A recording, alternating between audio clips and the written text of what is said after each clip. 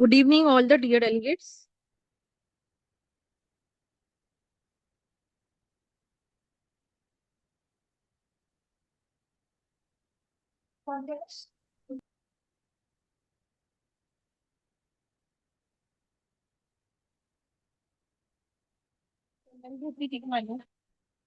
Good evening, respected delegates. Am I audible to everyone very clearly? Can you just put in the chat box? We'll start the session very soon.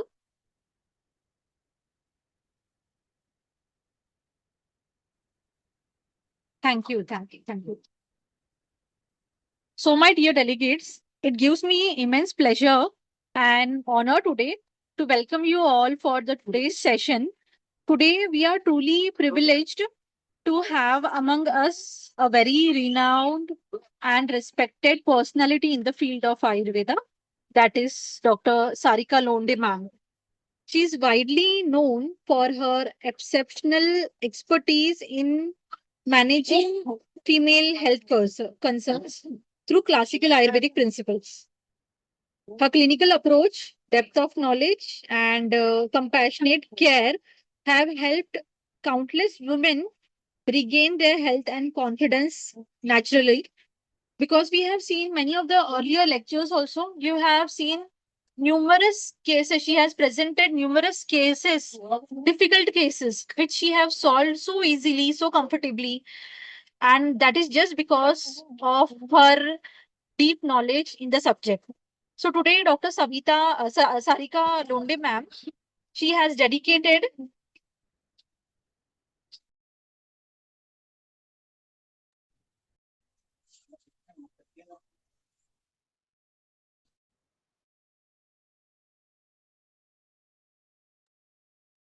Dr. Sarika Lundi ma'am, she has dedicated her complete life, her complete career of practice to understand and to treat the complex gynecological disorders, especially those that are often challenging and recurrent in nature. Her work beautifully bridges traditional Ayurvedic wisdom with practical clinical application, making her guidance extremely valuable for all of us as practitioners. So today's topic is somewhat very much important, and at the same time it is quite challenging, because we all know how challenging the cases of endometriosis and adenomyosis are. It is a condition that many of us as a clinician often find difficult to manage due to its chronic nature, due to its recurrence, and due to the impact of that disease on the women's quality of life. The patient, it affects the quality of life of that patient. It not only affects physical health, but also there are, you can say, deep emotional and psychological impact on the patient's life. Okay. So many times we feel hesitant or even fearful while dealing with such cases due to limited long term solutions in conventional approaches, or we find it difficult to correlate it with the Ayurveda, right? Or we don't understand what Ayurveda perspective should we give for these diseases. But Ayurveda offers a holistic and root cause based perspective. Recently, I have, under the guidance of Dr. Sarika Londe ma'am, even I have successfully treated the cases which she was suffering, like she was suffering from more than 12 years from endometriosis. And there was one more case, she was suffering from 9 years due to adenomyosis. So under Sarika Londe ma'am's guidance and the lectures which she has taken on our platform of IIS, I understood the management of this condition, and I tried to give best to my patients. And I would also like love to share that they got successfully treated with this approach, which today Dr. Sarika ma'am will be presenting in front of us. So through this today's session, we will get an opportunity to learn the Ayurvedic perspective of endometriosis, practical clinical approaches, effective treatment protocols, and valuable insights from Dr. Londe ma'am. So I am confident that this session will not only enhance our knowledge but also empower us to handle such cases more confidently in our clinical practice. So without taking much of your time, let us begin this enlightening session. Are you all eager to know about this session very deeply, to understand endometriosis, to understand adenomyosis? If yes, please type Y in the chat box.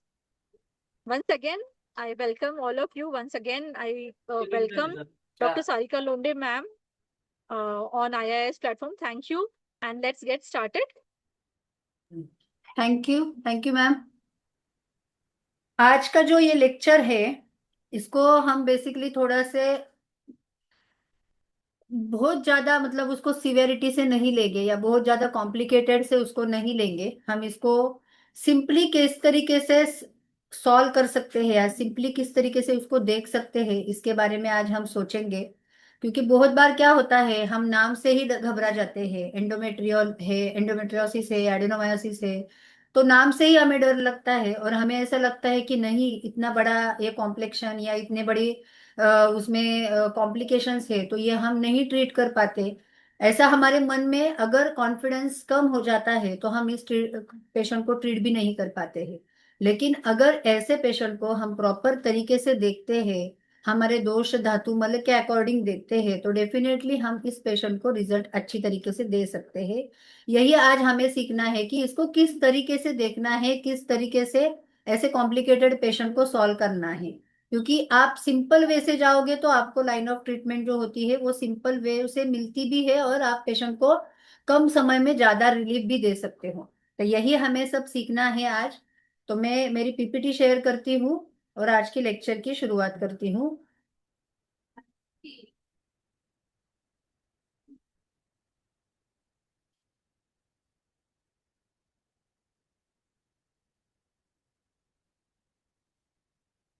मेरी PPT visible है ना सबको?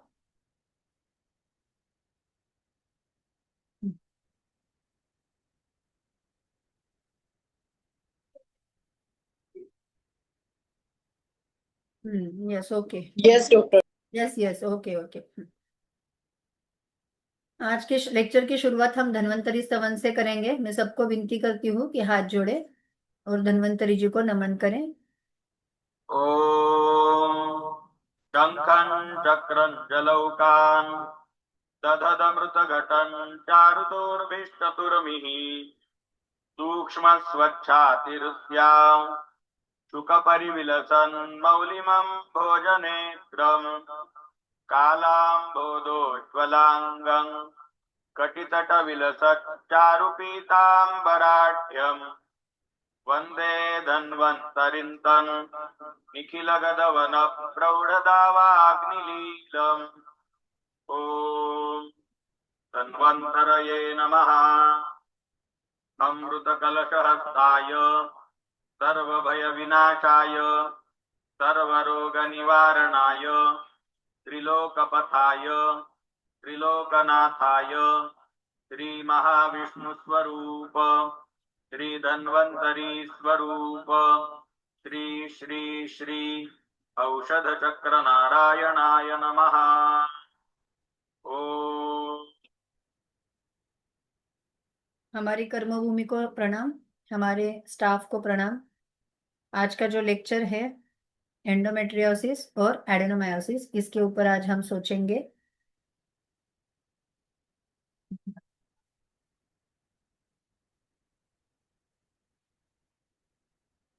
तो अभी पहले हम endometriosis के बारे में देखेंगे। एंडो मतलब क्या है, इसके नाम में ही आप देखोगे तो एंडो मीन्स इनसाइड और विद इन। मेट्रियो म्हणजे मेट्रियम मतलब रिलेटेड टू मेट्रियम है। ऑसिस मतलब ऐसी कंडीशन जो एबनॉर्मल कंडीशन है या डिसीज कंडीशन है या इंफ्लेमेटरी कंडीशन है, उसको ऑसिस ऐसे बोलते हैं। तो इसके नाम में ही इसका मीनिंग है। Endometriosis is the one of the most mysterious and fascinating benign gynaecological disorder. इसमें बेसिकली क्या होता है, एंडोमेट्रियल टिश्यू जो होते हैं वो यूटेराइन कैविटी में इम्प्लांटेशन उसका होना शुरू हो जाता है। तो एंडोमेट्रियोसिस को अगर हमें समझना है तो सबसे पहले हमें ये समझना चाहिए कि ये त्रिदोषज कंडीशन है। क्योंकि ये ट्रीट करने के लिए हमें डिफिकल्ट क्यों लगता है, क्योंकि इसमें दोषों की जो इन्वॉल्वमेंट होती है, ये त्रिदोषज इन्वॉल्वमेंट होने की वजह से ऐसे इसमें कॉम्प्लिकेशंस होते हैं। इसमें सबसे ज्यादा इंपॉर्टेंट दोष कौन सा, तो वात और पित्त, ये दो दोष डोमिनेंट होते हैं। और उसको साथ कौन देता है? तो आम देता है। मतलब दोषा तो डिस्टर्ब है, लेकिन उसको साथ देने वाला सबसे इंपॉर्टेंट है आम। तो आम क्यों तैयार होता है?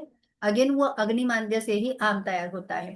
पूर्ण नको लावू, मला नेट कनेक्शन कमी येतं.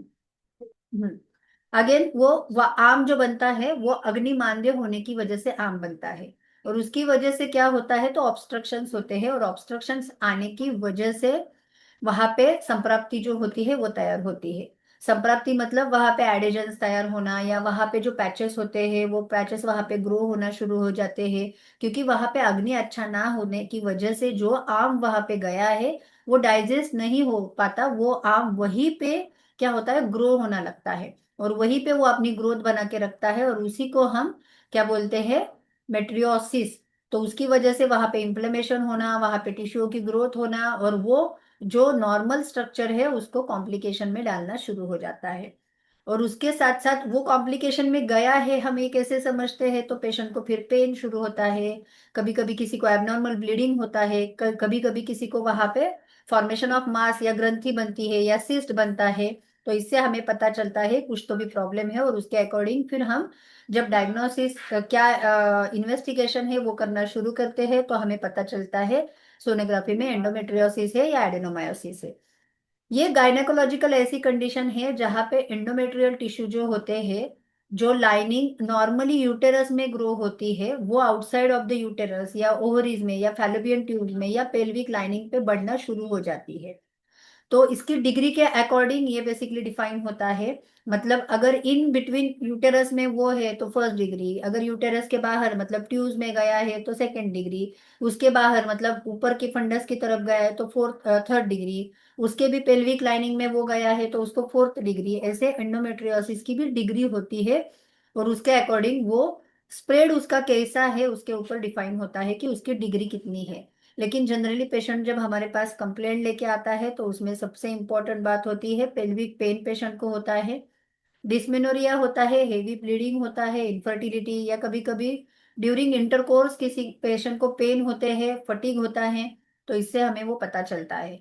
It involves inflammation, hormonal imbalance होता है, या इम्यून डिसफंक्शन भी इसमें हमें देखने को मिलता है। According to modern displace endometrial tissue को अगर हमें नको नको प्राजक्त according to displace endometrial tissue according to modern science है, तो उसको हम एज अ उदावरता योनि व्यापक ऐसे कंसिडर कर सकते हैं। क्योंकि एंडोमेट्रियल टिश्यू डिस्प्लेस होते हैं इसका मतलब क्या होता है?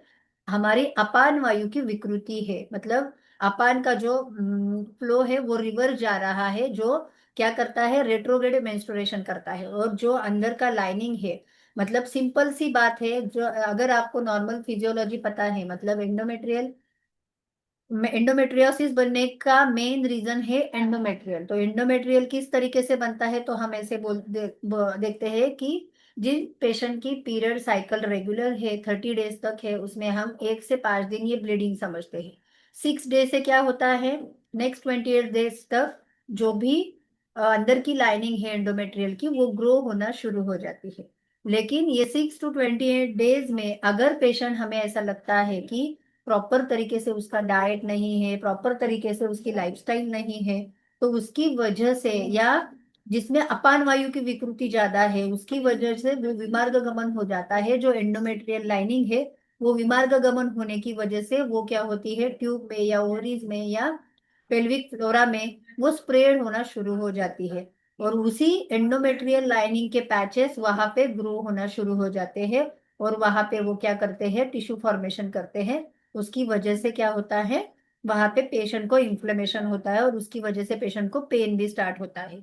तो ये अपान वायु का विमार्ग गमन होने की वजह से वो मेंस्ट्रुअल फ्लो जो है वो रिवर्स जाता है, जिसको हम रेट्रोग्रेड मेंस्ट्रुएशन भी कहते हैं, जो कि उदावरता योनि व्यापद में देखने को मिलता है। तो उसको हम एज अ एंडोमेट्रियोसिस के साथ मिमिक कर सकते हैं। पेशेंट को क्रोनिक पेल्विक पेन होता है, वो क्यों? कि पेशेंट को अपानवात की विकृति होती है, वात का प्रकोप होता है, उसकी वजह से पेन होता है। क्योंकि हम बोलते हैं कि पेन जो है वो वात की वजह से ही होता है, तो इसीलिए वात का प्रकोप है तो मतलब पेन पेशेंट को होने वाला है। पित्त और वात की दृष्टि उसमें होती है, पित्त के साथ साथ रक्त भी होता है, तो इसीलिए इन्फ्लेमेशन होता है और पेन होता है। हार्मोनल इम्बैलेंस होता है, आर्तो दृष्टि होने की वजह से, मतलब जो आर्तवदुष्टि होती है, हार्मोनल इम्बैलेंस, ये सिम्टम्स हम अकॉर्डिंग टू मॉडर्न साइंस देखने को मिलता है। तो यही हमारा अग्निमांद्य होने की वजह से पेशेंट की रस, अग्निमांद्य है तो आहार से रस धातु अच्छा नहीं बनेगा, रस अगर अच्छा नहीं बनता है तो उसका जो बाय प्रोडक्ट है, मतलब रज जो है वो अच्छा नहीं बनता है और रज की विकृति हमें देखने को मिलती है। दूसरा, सिस्टिक ग्रोथ या एडेजन्स देखने को मिलते हैं, तो इसमें कफ की इन्वॉल्वमेंट होती है या ग्रंथि फॉर्मेशन होना शुरू हो जाता है, एम एक्यूमुलेशन होता है, ऐसे हम कंसिडर कर सकते हैं। और कभी कभी पेशेंट एंडोमेट्रियोसिस, एडेनोमायोसिस के इनफर्टिलिटी भी लेके आते हैं। तो ये सब ऑब्स्ट्रक होने की वजह से वंध्यत्व, ये एक सिम्टम्स हमें उसमें देखने को मिलता है। इस तरीके से बेसिकली एंडोमेट्रियम हमें अलग अलग कंडीशन में पेशेंट हमारे पास सिम्टम लेके आता है। तो ये क्यों होता है, कि इसका रूट ऑफ क्या कॉज क्या है? अगर हम देखेंगे पेशेंट की, आप हिस्ट्री लेते हो, सबसे इम्पोर्टेंट आपकी जो केस टेकिंग है, केस टेकिंग में हमें आपको ऐसे कुछ पॉइंट पेशेंट को पूछने चाहिए जिससे कि आप उसके पॉजिटिव फैक्टर्स क्या है वो निकाल सकते हो। तो पॉजिटिव फैक्टर्स में सबसे इम्पोर्टेंट बात होती है उसका आहार। आहार मतलब मॉर्निंग से, जब आपके पास पेशेंट ऐसे आते हैं तो मॉर्निंग से रात को सोते समय तक उसका डाइट क्या है, किस तरीके से वो खाना लेता है, ये आपको पहले पूछना है। क्योंकि अगर इस डाइट में बहुत बार विरुद्ध अन्न है, या गुरु स्निग्ध ज्यादा, अभिसंधी आहार ज्यादा ले रहा है पेशेंट, या अति रुक्ष या कटु आहार ले रहा है, तो वो क्या करेगा, एक इसका हेतु बनेगा। तो आपको पहले वो कॉजेज जो है वो भी निकालने पड़ते हैं। आइडियली जो विरुद्ध आहार लेना, अभिसंधी आहार लेना, ये सब उसके एंडोमेट्रियोसिस के कॉजेस होते हैं। विहार में आप देखोगे तो दिवा स्वाप है, रात्रि जागरण ज्यादा होता है, मतलब जिस कारण से वात बढ़ता है, ऐसे सब कारण हमें देखने चाहिए। तो रात्रि जागरण की वजह से, या स्ट्रेस फैक्टर है, या सिडेंटरी लाइफस्टाइल है, वेगों का धारण कर रहा है, तो इसकी वजह से क्या होता है, वाता इम्बैलेंस होता है, अग्नि जो है मंद हो जाती है, और उसकी वजह से भी एंडोमेट्रियोसिस हो सकता है। मानसिक हेतु मतलब मेंटल स्ट्रेस कुछ है, एंजाइटी है, तो ये भी वात पित्त को अफेक्ट करते हैं, और उसकी वजह से menstrual cycle and emotional health जो है वो डिस्टर्ब हो जाती है। तो पॉजिटिव फैक्टर इंपॉर्टेंट है। पॉजिटिव फैक्टर निकालने के लिए हमें केस टेकिंग बहुत इंपॉर्टेंट है। केस टेकिंग को भूलना नहीं है। पेशेंट सिर्फ आपके पास आया, सिम्टम के अकॉर्डिंग आप मेडिकेशन देते हैं, तो आप उसकी ट्रीटमेंट प्रॉपर तरीके से नहीं कर रहे हो, ये ध्यान में रखो। इसीलिए हमें सबसे इंपॉर्टेंट होता है पॉजिटिव फैक्टर निकालना। और पॉजिटिव फैक्टर निकालने के लिए हमें पहले ये पता होना चाहिए आहारज क्या होते हेतु हो सकते हैं, विहारज क्या हेतु हो सकते हैं, शारीरिक हेतु क्या हो सकते हैं। तो इसमें अगर ज्यादा पेशेंट का अति व्यवहार हो रहा है, या सेक्सुअल अर्ज सप्रेस हो रहा है, या कुछ ओवर एक्सर्शन हो रहा है, तो ये भी वात प्रकोपक होने वाले कारण है, जिससे विमार्ग गमन होके आर्तव का फ्लो जो है वो विमार्ग गमन रेट्रोग्रेड हो सकता है, और उसकी वजह से भी ये प्रॉब्लम हो सकती है। कंजेनाइटल कुछ एनामली इस पेशेंट को है, या बीजो दोष कुछ है, या आर्तव दोष कुछ है, तो ये भी हमें देखना है। अगर पेशेंट को डिस्मेनोरिया की कंप्लेंट शुरू में होती है, तो ऐसे पेशेंट भी आगे जाके, डिस्मेनोरिया मतलब फिर से वही है, अपान वायु की विकृति रहती है, तो ऐसे पेशेंट आगे जाके, अगर रिकरेंट डिस्मेनोरिया है, डिस्मेनोरिया है, डिस्मेनोरिया है, तो आगे जाके एंडोमेट्रियोसिस या एडेनोमायोसिस में भी लैंड अप हो सकते हैं। तो इसीलिए हेतु सबसे इंपॉर्टेंट है, उसकी हिस्ट्री लेना हमें आना चाहिए। वो जितनी आप प्रॉपर तरीके से लोगे, उतना पेशेंट का डायग्नोसिस अच्छी तरीके से पता चलता है। सिम्टम्स में आप देखोगे तो डिस्मेनोरिया, फटीग, लो एनर्जी रहती है, डिजीनेस रहता है, साइक्लिक या नॉन साइक्लिक पेन किसी पेशेंट को रहते हैं, क्रोनिक पेन पेशेंट को, किसी किसी पेशेंट को कंटिन्यूअसली पेन रहता है, मतलब पीरियड के टाइम भी नहीं, पीरियड छोड़ के भी हमेशा उनको वहां पे यूटेरस की जगह पे हेवीनेस फील होना, या वहां पे पेन होना होता है, लोअर एब्डोमेन पे पेन होता है, इरेगुलर ब्लीडिंग कभी कभी होता है, कभी कभी किसी को एबनॉर्मल मेंस्ट्रुएशन होता है, ब्लोटिंग होती है, नौशिया, वोमिटिंग, डिस्पेन्यूरिया, कॉन्स्टिपेशन होता है, अर्जेंसी यूरिन को होती है, या इनफर्टिलिटी, ऐसे कंप्लेंट्स लेके पेशेंट हमारे पास आते हैं। तो इसकी संप्राप्ति हम किस तरीके से लगा सकते हैं? संप्राप्ति लगाने के लिए मिथ्या आहार विहार कुछ पेशेंट का है क्या, पहले वो हमें रूल आउट करना है। उसके अकॉर्डिंग उनका कुछ विरुद्ध आहार पेशेंट ले रहा है क्या, ओवर एक्सर्शन तो नहीं हो रहा है, वेगों का धारण तो नहीं कर रहा है। आजकल हम देखते हैं कि लेडीज बहुत ऑफिस जो जाती है, वहां का बाथरूम या वहां का टॉयलेट अच्छा ना होने की वजह से वो दिन दिन भर वो यूरिन नहीं जाती है, मतलब यूरिनेशन की इच्छा होती है, लेकिन ड्यू टू कॉमन टॉयलेट या अनहाइजीनिक टॉयलेट वो जाती नहीं है। तो वो नेचुरली सप्रेशन को क्या, आर्च को क्या करती है, सप्रेस करती है। तो ऐसे भी करती है। तो ये पेशेंट को हमें पॉइंट पूछना है कि अगर वो वर्किंग है तो उसको जो नेचुरल अर्ज आते हैं उसको वो कंडक्ट करती है कि नहीं, या उसका सप्रेशन हो रहा है। अगर उसका सप्रेशन हो रहा है तो ये भी अपान वायु की विकृति है, और ये भी आगे जाके पेशेंट को मेंस्ट्रुअल प्रॉब्लम में लैंड अप कर सकती है। दोषा की इन्वॉल्वमेंट में सबसे इंपॉर्टेंट बात वाता होती है, पित्त होता है, और पित्त के साथ रक्त भी इसमें इन्वॉल्व होता है, और कफ आम की कंडीशन की वजह से वो डिपेंड्स ऑन पेशेंट किस तरीके से आता है, मतलब प्रकृति के अकॉर्डिंग फिर वो आपको अनुबंध कफ का रहता है, लेकिन उसकी सीवियरिटी कितनी है वो आपको पेशेंट के अकॉर्डिंग हर एक पेशेंट में अलग अलग देखने को मिलता है। लेकिन त्रिदोषज इन्वॉल्वमेंट इसमें रहती है, और एक रक्त भी इसके साथ दृश्य में मिक्स होता हुआ हमें नजर आता है, और उसकी वजह से आर्तव स्रोतस रक्त व स्रोतस दुष्ट होते हैं, और इन्फ्लेमेशन जो होता है वो देखने को मिलता है। स्रोतो दृष्टि में अति प्रवृत्ति, विमार्ग गमन, संग, सीरा ग्रंथि, ये सब पॉइंट्स हमें उस पेशेंट में देखने को मिलते हैं। मतलब पेशेंट को कभी कभी एक्सेसिव फ्लो होता है, या एक्सेसिव प्रोडक्शन होता है, मेंस्ट्रुअल हेवी फ्लो हो जाता है। कभी कभी विमार्ग गमन, विमार्ग गमन का ही मेन साइन है एंडोमेट्रियोसिस। विमार्ग गमन होना मतलब एक्सेसिव फ्लो जो नीचे की तरफ से आना चाहिए ऊपर की तरफ गया, रिवर्स फ्लो हो गया, तो उसको विमार्ग गमन ही बोलते हैं। संग या ऑब्स्ट्रक्शन होना, वहां पे सीरा ग्रंथि मतलब वहां पे इन्फ्लेमेशन होना, ग्रोथ होना, ये सब स्रोतोदुष्टि की ही लक्षण है। इसमें नेचुरली हम हमारे जैसे हमें समझ में आता है उसके अकॉर्डिंग इस तरीके से उसकी संप्राप्ति लगा सकते हैं। ज्यादा जो पॉजिटिव फैक्टर है, मतलब मिथ्या आहार विहार, स्ट्रेस या हार्मोनल इम्बैलेंस है, उसकी वजह से पेशेंट को अग्निमांद्य होता है। अग्निमांद्य से आम उत्पत्ति होती है। आम उत्पत्ति होने की वजह से स्रोतोदुष्टि होती है। ये स्रोतोदुष्टि क्या करती है, तो त्रिदोष दृष्टि स्रोतो रोध तैयार करती है। आर्तव स्रोतोस में रोध होने की वजह से जो आर्तव है उसका रिवर्स फ्लो मतलब प्रतिलोम गति से जाता है, विमार्ग गमन हो जाता है, और उसकी वजह से क्या होता है, जो एंडोमेट्रियल टिश्यूज है वो अलग अलग जगह पे इम्प्लांट होना शुरू हो जाते हैं, और वहां पे उसकी ग्रोथ शुरू हो जाती है, जिसके जहां पे वो क्रोनिक इन्फ्लेमेशन होता है, और उसकी वजह से वहां पे ग्रंथि फॉर्मेशन या सिस्ट फॉर्मेशन हो जाता है, और उसी को हम एंडोमेट्रियोसिस ऐसा बोलते हैं। तो अभी एंडोमेट्रियोसिस का एक छोटा सा वीडियो देखेंगे तो हमें पता चलेगा कि ये किस तरीके से देखने को मिलता है।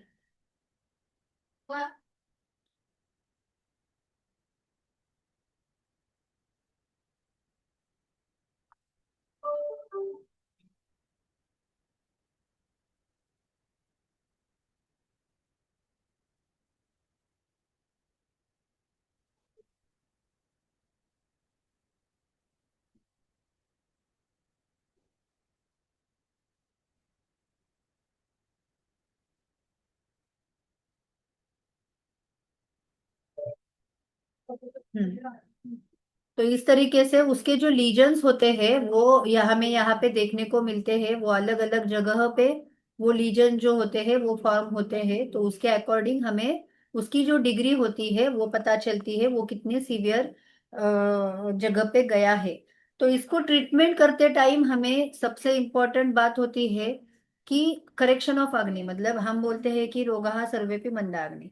अग्नि कौन सा ही रोग जो होता है, व्याधि की शुरुआत हम अग्नि से मानते हैं, तो हमें सबसे इम्पोर्टेंट बात होती है कि अग्नि करेक्शन करना है। तो अग्नि करेक्शन करने के लिए हम दीपन पाचन ड्रग्स तो यूज करते ही है, लेकिन उसके साथ साथ सबसे इम्पोर्टेंट बात होती है जो नेचुरल अग्नि को करेक्ट कौन करने वाला है, तो एक तो वो डाइट है, और दूसरा एक्सरसाइज है। क्योंकि एंडोमेट्रियोसिस जो होते हैं तो इसमें बेसिकली एक तो एंडोमेट्रियोसिस हुआ है, और दूसरा जो है कि हम जो रोज चीजें खाने वाली है, जो रोज हमारे मुंह से जाने वाला है, वो भी हमें करेक्ट करना पड़ेगा। क्योंकि एक जगह से क्या होता है, एक्युमुलेट हुए दोष हमें निकालना है, और दूसरी जगह क्या है कि जो प्रोडक्शन डेली का होने वाला है उसको भी करेक्ट करके अंदर भेजना है। लेकिन अगर ऐसा है कि पेशेंट प्रॉपर मतलब बहुत हेवी तीखा खाना खा रहा है, स्पाइसी खाना खा रहा है, और अवेड़ी खा रहा है, एक्सरसाइज नहीं कर रहा है, तो इससे वो क्या करेगा, हेतु का सेवन करेगा, और दूसरी जगह पे हम इसको ट्रीटमेंट करेंगे। तो ये पॉसिबल नहीं है। तो इसीलिए हमें सबसे इम्पोर्टेंट बात पेशेंट को यही समझानी है कि इसकी ट्रीटमेंट करने के लिए सबसे इम्पोर्टेंट बात होती है आपको डाइट और एक्सरसाइज, ये पहले करना है। मैं इसको 50% वेटेज देती हूँ, क्योंकि जब तक पेशेंट ये 50% नहीं करेगा तब तक आपके मेडिकेशन और पंचकर्मा इसको फायदा नहीं करेंगे। इसीलिए पेशेंट जो आहार और व्यायाम है ये पहले उनसे करवा के लेना है। ये प्रॉपर तरीके से आप शुरू करोगे तो ही आपके मेडिकेशन और आपके पंचकर्मा उनको हेल्प करने वाले हैं। तो इसीलिए सबसे इम्पोर्टेंट बात ट्रीटमेंट, लाइन ऑफ ट्रीटमेंट में पेशेंट को प्रॉपरली बायोलॉजिकल क्लॉक उसका एक्सप्लेन करो। उसको जो भी खाना लेना है, मतलब डाइट लेना है, वो जो जैसे हम बोलते हैं कि मॉर्निंग का खाना जो है, सॉरी, मॉर्निंग टाइम में पहले वर्कआउट उनको बोलना है। वर्कआउट में भी सबसे important to the specific, Geeta, to the specific workout उनको बोलना है। उसमें भी हमें क्या करना है, तो एब्डोमिनल वर्कआउट ज्यादा बोलना है, क्योंकि हमें वहां का ब्लड फ्लो बढ़ाना है। हम देखते हैं कि कौन सी भी अगर स्वेलिंग है या कौन सा भी इंफेक्शन है, तो वहां पे अगर ब्लड फ्लो बढ़ता है तो वहां का इन्फ्लेमेशन जो है वो जल्दी रिकवर होता है। तो अगर हमें वहां पे ब्लड सप्लाई ज्यादा बढ़ाना है, तो ब्लड सप्लाई बढ़ाने के लिए हमें क्या करना पड़ेगा, वहां का ब्लड सर्कुलेशन जो है वो बढ़ाना पड़ेगा। तो ब्लड सर्कुलेशन किस चीज से बढ़ेगा, तो आपको उसकी वर्कआउट करने से वो बढ़ेगा। तो इसीलिए पेशेंट को पहले हमें वर्कआउट करने को बोलना है। जितना पेशेंट को आप वर्कआउट अच्छी तरीके से पेशेंट करेगा उतने उनको रिजल्ट आएंगे। तो टू द स्पेसिफिक वर्कआउट मतलब एब्डोमिनल वर्कआउट उनको बोलना है। एब्डोमिनल वर्कआउट में भी पवन मुक्तासन, धनुरासन, भुजंगासन, सुपाइन और प्रोन पोजीशन वाले जो भी वर्कआउट है ये उनको आप बोल सकते हो। क्योंकि ये वर्कआउट करने से क्या होगा कि पेशेंट की बॉडी जो है, मतलब एब्डोमिनल पार्ट है, उसका फ्लेक्जन और एक्सटेंशन हो जाता है। क्योंकि आप पवन मुक्तासन देखोगे तो उसको एब्डोमेन के ऊपर प्रेशर आता है। आप धनुरासन देखेंगे तो भी उसका एब्डोमेन के ऊपर प्रेशर आता है। आप भुजंगासन देखोगे तो भी उसका एब्डोमेन के ऊपर प्रेशर आता है। इसीलिए सुपाइन प्रोन पोजीशन वाले जो भी वर्कआउट है वो पेशेंट को आप पहले बोल दो। वो करने के बाद जब पेशेंट को भूख लगती है तो उसको डाइट प्रॉपर तरीके से देना है। अभी डाइट देना है मतलब क्या, तो बेसिकली जो भी हम खाना दे रहे हैं वो प्रॉपर टाइम पे उनको खाने को बोलो। अवेड़ी खाना खाना भी दोष बढ़ाता है। तो सुबह मॉर्निंग का खाना, ब्रेकफास्ट और लंच को आप अगर एक साथ करने को बोलते हो, ब्रंच करने को बोलते हो पेशेंट को, ब्रेकफास्ट अलग से पेशेंट खाता है तो ब्रेकफास्ट में साउथ इंडियन ही खाएगा, पोहा उपमा ही खाएगा, तो ये क्या करेंगे, रक्त दुष्टि बढ़ाएंगे, पित्त की दुष्टि बढ़ाएंगे। तो पित्त और रक्त दुष्टि ना बढ़े ऐसा डाइट उनको नहीं देना है। तो पेशेंट को डायरेक्टली आप प्रॉपर मील दे दो। तो प्रॉपर मील में उनको रोटी सब्जी दाल ऐसा आप प्रॉपरली मॉर्निंग के टाइम में उनको खाने को बोलो। 9 से 11 के बीच में अगर पेशेंट ये खाता है तो बहुत अच्छा। सुबह मॉर्निंग के टाइम में तो ब्रेकफास्ट अपने आप स्किप हो जाता है और प्रॉपर खाना सुबह के टाइम में जाता है। उसके बाद अगर उसको 12 to 6 के बीच में भूख लगती है तो उसमें दाल चावल बोल दो या ड्राई फ्रूट्स बोल दो या लाया मुरमुरा जो रहते हैं वो उनको बोल सकते हो। या अगर कुछ फ्रूट्स है, मतलब जिसमें सीजनल फ्रूट्स है, अनार है, पोमोग्रेनेट है, फिग है, ऐसे आप उनको बोल सकते हो। तो वो दोपहर के टाइम में बोल सकते हो। और रात का खाना फिर 7 to 8 के बीच में उनको खाना है। और उसी में भी फुल मील उनको होना चाहिए, मतलब रोटी सब्जी दाल चावल 2 चम्मच घी, ऐसा खाना उनको एडवाइस करना है। तो इस तरीके से आप डाइट का करेक्शन करोगे, एक्सरसाइज का करेक्शन करोगे और उसके साथ अगर आप मेडिकेशन देते हो तो वो बहुत अच्छे रिजल्ट पेशेंट को देते हैं। मेडिकेशन में आम पाचन और करेक्शन, अग्नि का करेक्शन करने के लिए दीपन पाचन ड्रग्स यूज करने हैं।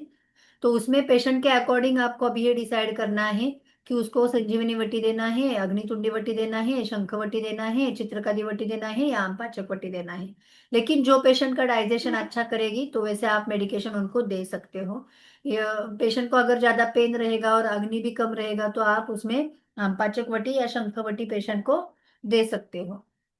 उसके साथ साथ पेशेंट को कंपलसरी एक वातानुलोमक कुछ तो भी आपको देना है। तो उसमें आप अविपत्तिकर वटी भी दे सकते हो या गंधर्व हरित की भी पेशेंट को कंटिन्यूअसली देते हो तो उसका अच्छा फायदा होता है। क्योंकि वात का अनुलोमन मतलब अपान अपना एक फोकस है, अग्नि अपना एक फोकस है।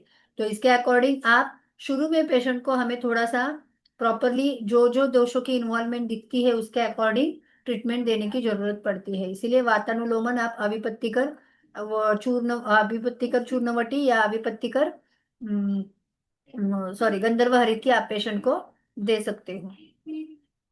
उसके बाद कंटिन्यूअसली मृदु विरेचन उसको देना है। तो मृदु विरेचन देने के लिए आप बेसिकली पेशेंट को डेली में गंधर्व हरित के देते हैं तो भी चलेगा, या वंस इन अ वीक आप पेशेंट को एरंड तेल दे दो या त्रिवृत्त लेह दे दो। ऐसा 10 मतलब संडे टू संडे अगर आप पेशेंट को देते हो मृदु विरेचन के तौर पे तो भी चलेगा। मतलब रात को सोते समय कैस्टर ऑयल 10 ml या 15 ml देना है, तो उसको नेक्स्ट डे थोड़ा सा अनुलोमन अच्छी तरीके से हो जाएगा, वात का अनुलोमन अच्छा हो जाएगा, रेचन मतलब पित्त और रक्त की दृष्टि भी चली जाएगी, तो वो भी बहुत अच्छा काम करता है। और लोकली लगाने पे उसको एक्सटर्नल ऑयल मतलब वहां पे वात का शमन हो जाए, इसलिए आप लोकली ऑयल मतलब बला तेल, धन्वंतर तेल या अभ्यंग तील तेल दे सकते हो, या चंदन बला का तेल से दे सकते हो, या शतावरी का तेल भी दे सकते हो, जिसमें आपको आपका टारगेट यही होना चाहिए, वात का शमन, पित्त और रक्त, ये तीन चीजें आपको ध्यान में ही रखना है। उसके अकॉर्डिंग आपको ट्रीटमेंट देना है। ऐसे पेशेंट में आप बस्ती की ट्रीटमेंट भी कर सकते हो। बस्ती में एरंड मूलादि का निरूह बस्ती या दशमूल काढ़े का निरूह बस्ती, या अनुवासन बस्ती में सहचर तेल, दशमूल तेल का अनुवासन बस्ती भी आप पेशेंट को दे सकते हो। योग बस्ती अगर इसमें करते हो आप तो भी अच्छा फायदा होगा। और उसके साथ साथ रक्त स्त्राव रोधक मतलब रक्त का जो ये है रक्त प्रसाधन भी हमें देना है। और उसके साथ साथ पेशेंट को अगर ब्लीडिंग हो रहा है, पेशेंट कौन सी कंडीशन में आपके साथ पास आता है उसके अकॉर्डिंग, अगर पेशेंट को ब्लीडिंग है, एबनॉर्मल ब्लीडिंग है, नॉन साइक्लिक ब्लीडिंग है, तो उसको प्रिवेंट करने के लिए आपको रक्तस्राव रोधक औषध भी देनी पड़ती है, जिसमें आप रक्त स्तंभक दे सकते हो, कामदुदा दे सकते हो, पुष्यानुवटी दे सकते हो, लोद्रासव दे सकते हो, बोलबद्ध रस दे सकते हो। तो पेशेंट के अकॉर्डिंग आपको ये डिसाइड करना है। तो मेन पहले, और उसके बाद मतलब पेशेंट पहले आने के बाद सबसे इम्पोर्टेंट फर्स्ट वीक में आपको उसको वात का अनुलोमन करना है, अग्नि का वर्धन करना है, और उसको मृदु विरेचन देना है, और उसके साथ साथ लोकली वहां पे लगाने के लिए स्नेहन देना है। ये आपको करना है। उसके बाद उसको जो वहां के पैचेस है वो निकालने के लिए ग्रंथि हर लेखन चिकित्सा बाद में आपको देनी है। तो ग्रंथि हर लेखन चिकित्सा में आप वरुण आदि काढ़ा दे सकते हो, कांचनार गुग्गू दे सकते हो, या शिगरू का जो पाउडर आता है वो दे सकते हो, या अपना ये भी दे सकते हो, मांसपाचक या मेदोपाचक भी पेशेंट को वहां पे दे सकते हो, या कांचनार गुड़ भी आप दे सकते हो। अगर पेशेंट को पेन वहां पे ज्यादा है तो दशमूला रिष्ट है, अशोका रिष्ट है, महारासनादि कषाय है, कुमारी आसव है, या आप उनको दे सकते हो। हिंगवाष्टक वटी, ये एडिशनल फॉर्मुलेशन है जो हम मतलब यूज करते हैं, तो उसमें हिंगवाष्टक वटी एक अच्छा काम करती है। अविपत्तिकर वटी है, त्रिवृत्त लेह जैसे मैंने बोला कि मृदु विरेचन के लिए आप दे सकते हो। सहचरादि ऑयल जो है वो लोकल एप्लीकेशन के लिए दे सकते हो। और अनुवासन एंड निरूह बस्ती है, ये योग बस्ती आप पेशेंट में कर सकते हो। उसके साथ साथ पेशेंट को पथ्य, जैसे मैंने बोला पहले उनको डाइट के ऊपर आपको शिफ्ट करना है। फ्रेशली प्रिपेयर्ड जो डाइट है, लाइट डाइट, उसमें भी मूंग दाल खाने को, घी ज्यादा खाने को बोलना है। वो गुआर फैमिली के सब वेजिटेबल जो है मतलब बॉटल गुआर है, ऐश गुआर है, बिटर गुआर है, पंपकिन है, ये सब उनको खाने को बोलो। सीजनल फ्रूट्स उनको खाने को बोलो। स्पाइसेस में उनको जो टर्मरिक है वो चलेगी, जिंजर है वो थोड़ा चलेगा, ये आप दे सकते हो उनको। अपथ्य में टोटली जो स्टेल फूड है वो कंपलसरी उनको अवॉइड करना है। कोल्ड फूड नहीं खाना है, फ्रीज से बनाया हुआ कुछ फूड नहीं खाना है, फ्राइड फूड नहीं खाना है, ये उनको मतलब अवॉइड करने को बोलना है। जो वाइट चीजें हैं मतलब जिससे क्लेद ज्यादा बनता है, ऐसे मतलब रवा है या मैदा है, बेकरी प्रोडक्ट है, ये सब टोटली उनको अवॉइड करने को बोलना है। और टोमेटो, ब्रिंजल, पोटैटो ऐसे एक्सेस अगर खा रहे हैं तो वो भी उनको कम करने को बोलना है। डेली रूटीन में अर्ली मॉर्निंग वेकअप, उनको प्रॉपरली स्नेहन स्वेदन अगर वो करते हैं तो अच्छी बात है। मतलब स्नेहन मतलब लोकली एब्डोमेन को मसाज लगाना है और गर्म पानी से नहाना है, ये उनको बोलना है। एक्सरसाइज में मैंने जैसे बोला कि भुजंगासन है, पवन मुक्तासन, धनुरासन, ऐसे आसन। और अगर प्राणायाम उसके साथ साथ करते हैं स्ट्रेस रिलीव होने के लिए तो वो भी अच्छा काम इसमें करता है। एक्सरसाइज, हेवी एक्सरसाइज उनको अवॉइड करने को बोलना है, जिससे कि अपान की विकृति हो, जिससे कि अपान विमार्गमन हो, ऐसे वर्कआउट उनको नहीं बोलना है। ड्यूरिंग मेंस्ट्रुएशन कंपलसरी उनको वर्कआउट या हेवी एक्सर्शन अवॉइड करने को बोलना है। क्योंकि ये बहुत बार एंडोमेट्रियोसिस का मेन रीजन होता है कि ड्यूरिंग मेंस्ट्रुएशन पेशेंट बहुत हेवी वर्कलोड लेके काम करता है, या ट्रैवलिंग ज्यादा होती है, या ज्यादा एक्सर्शन अगर उनका होता है, या कुछ पेशेंट ऐसे भी है मेंसेस है तो भी उनकी जिम करते हैं, मेंसेस है तो भी वॉकिंग करते हैं। तो अगर ऐसे चालू है तो वो हेवी वर्कआउट उनको इंडोमेट्रियोसिस क्रिएट करता है, तो वो उनको टोटली अवॉइड करने को बोलना है।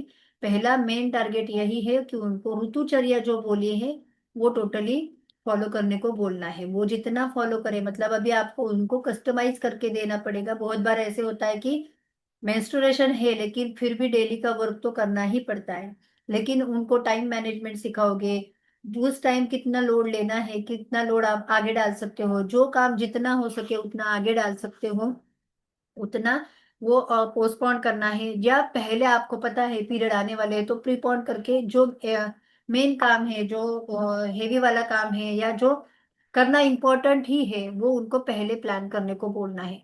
क्योंकि मेंस्ट्रुएशन के टाइम में वो जितना रिलैक्स रहेंगे उतना उनको अच्छा रहेगा, उतना उनकी प्रॉब्लम जल्दी सॉल्व हो जाएगी। तो ये हमें पेशेंट को एजुकेट करना पड़ता है।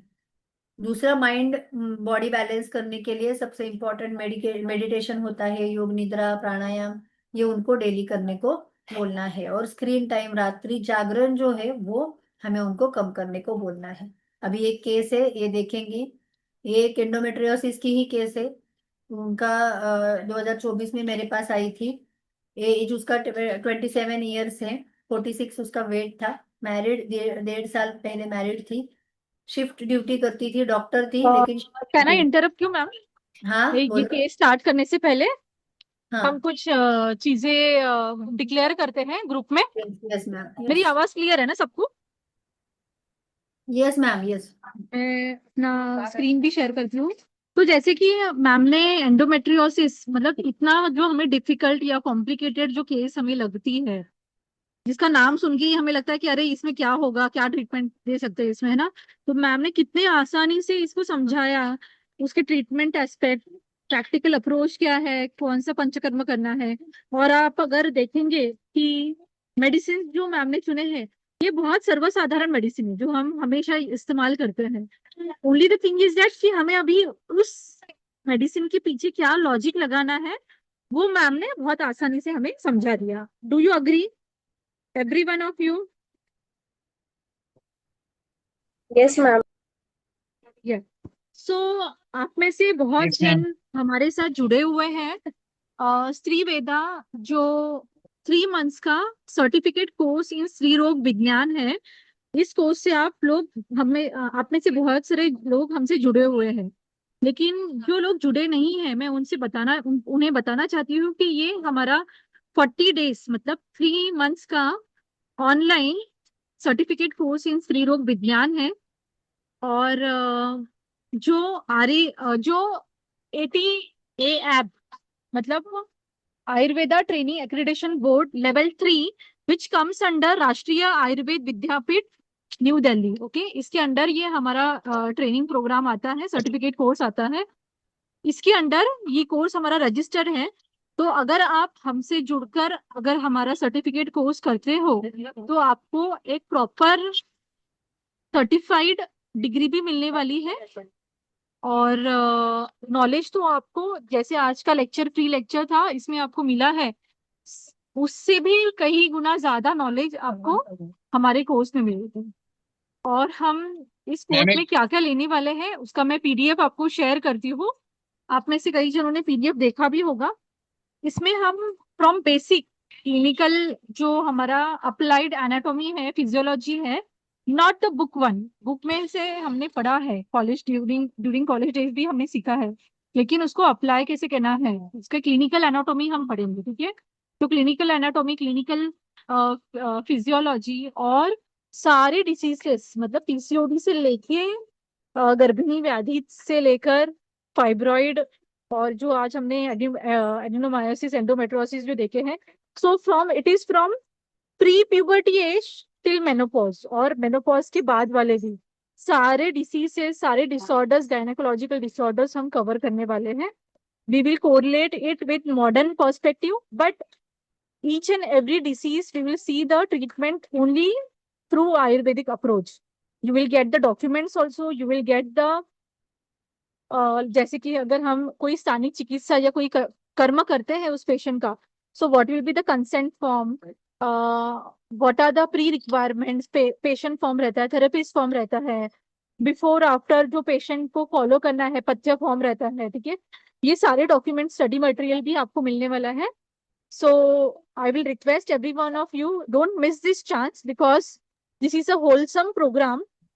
अगर आपको आगे जाकर गायनेक में प्रैक्टिस करनी है आयुर्वेदिक एस्पेक्ट से, तो ये आपके लिए बहुत अच्छी अपॉर्चुनिटी रहने वाली है। और इसके बाद हम एक ट्रेनिंग भी लेने वाले हैं, ऑनलाइन ऑफलाइन ट्रेनिंग, जहाँ पे आपको अपॉर्चुनिटी मिलती है यहाँ पर निर्विकार हॉस्पिटल में आकर आपको ऑफलाइन ट्रेनिंग दी जाएगी। आपको यहाँ पर आने के बाद एक एमसीक्यू एग्जाम होगा, जहाँ पे एमसीक्यूज और शॉर्ट आंसर लॉन्ग आंसर्स रहेंगे, जो सिंपल एग्जाम रहेगी आपके लिए। क्योंकि सिंपल इसलिए मैं बोल रही हूँ क्योंकि 3 महीने में हम आपके ब्रेन में सारी चीजें इतनी डीपली अदर करेंगे कि आपको आपके लिए एग्जाम बहुत ही इजी हो जाएगा, ठीक है, टू पास आउट। और ऑफलाइन ट्रेनिंग एग्जाम के बाद तुरंत आपको सर्टिफिकेट मिल जाता है। अगर आपको कुछ इसके रिलेटेड डाउट्स है तो आप मुझे पूछ सकते हो और हम इस केस को कंटिन्यू करेंगे। मैम एक डाउट था। Yes sir, please ask. Ma'am मैंने मैम का मैं 3 मंथ का मैं जो है ना कोर्स पूरा किया था। Hello. Sarika ma'am, will you answer the queries? हाँ हाँ, यस मैम। हेलो। हाँ सर, पूछो। मॅडम मी याच्या अगोदर आहे ना आपलं एक लेक्चर केले होते, 3 महिन्याचे लेक्चर केले होते। हाँ आता मॅडमनं म्हटली की बा तुम्ही 3 महिन्याचे लेक्चर केल्यानंतर आपल्याला काही एमक्यूचे एक्झाम म्हणले होते आणि सर्टिफिकेट म्हणले होते, पण हे काय हाँ मला इश्यू झाले नाहीत। सर, तुम्ही ऑफलाईन कोर्सला आले होते का इथे? ऑफलाईनला तर मला सांगितलंच नाही मॅडम, मी त्यावेळेस लेक्चर नाही पूर्ण सर, केले। कोणत्या कोर्सला, कोणत्या बॅचला आले होते तुम्ही? मी याच्या अगोदर म्हणजे बॅच आता जस्ट रिसेंट मागच्या ऑक्टोबर मध्ये झाली त्या बॅचला आले होते का त्याच्या अगोदरच्या हा बॅचला? नाही ऑक्टोबरच्या बॅच मॅडम।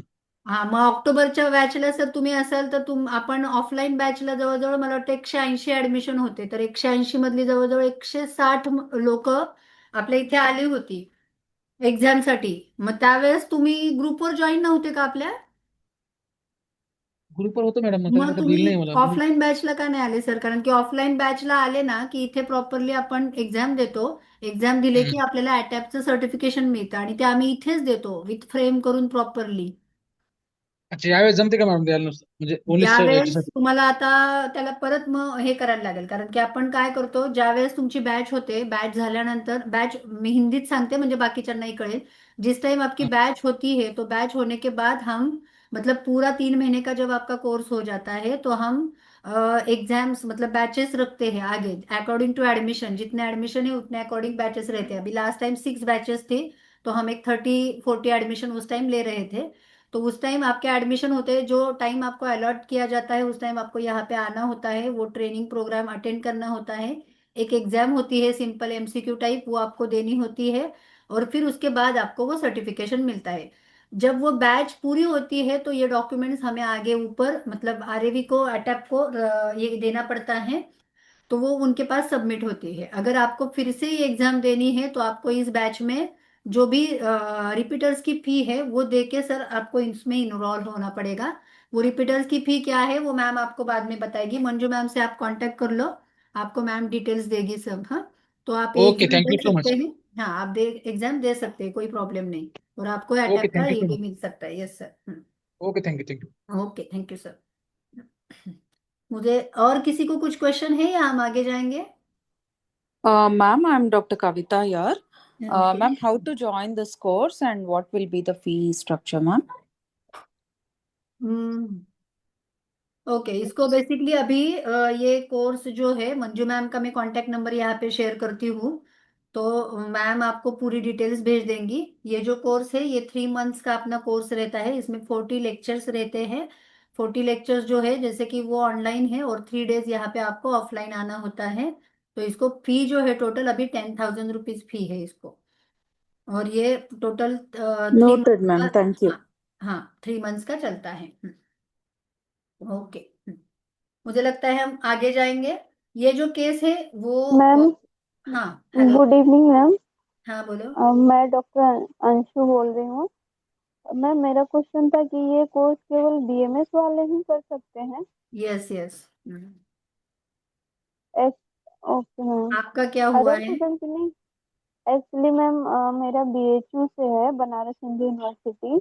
तो अच्छा। मेरा कोर्स तो स्पेसिफिक कोर्स बीएनवाईएस है, बैचलर इन अच्छा। नेचुरोपैथी एंड योगिक साइंस है। बट साथ हम्म। में हमने आयुर्वेदा भी पढ़ा है, और अच्छा। आयुर्वेदा के सारे ओपीडीज आईपीडीज में 6 मंथ की इंटर्नशिप भी करी है। ओके।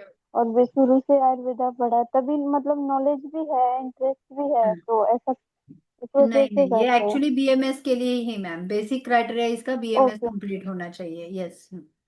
अच्छा अच्छा, okay ma'am, no problem, thank okay you. Okay. तो ये जो केस है हम देखेंगे, इसका एज जो है 27 ईयर्स एज है। वेट उसका 46 था। Married 1.5 year. शिफ्टिंग ड्यूटी थी, मॉर्निंग इवनिंग नाइट उसको करना पड़ता था।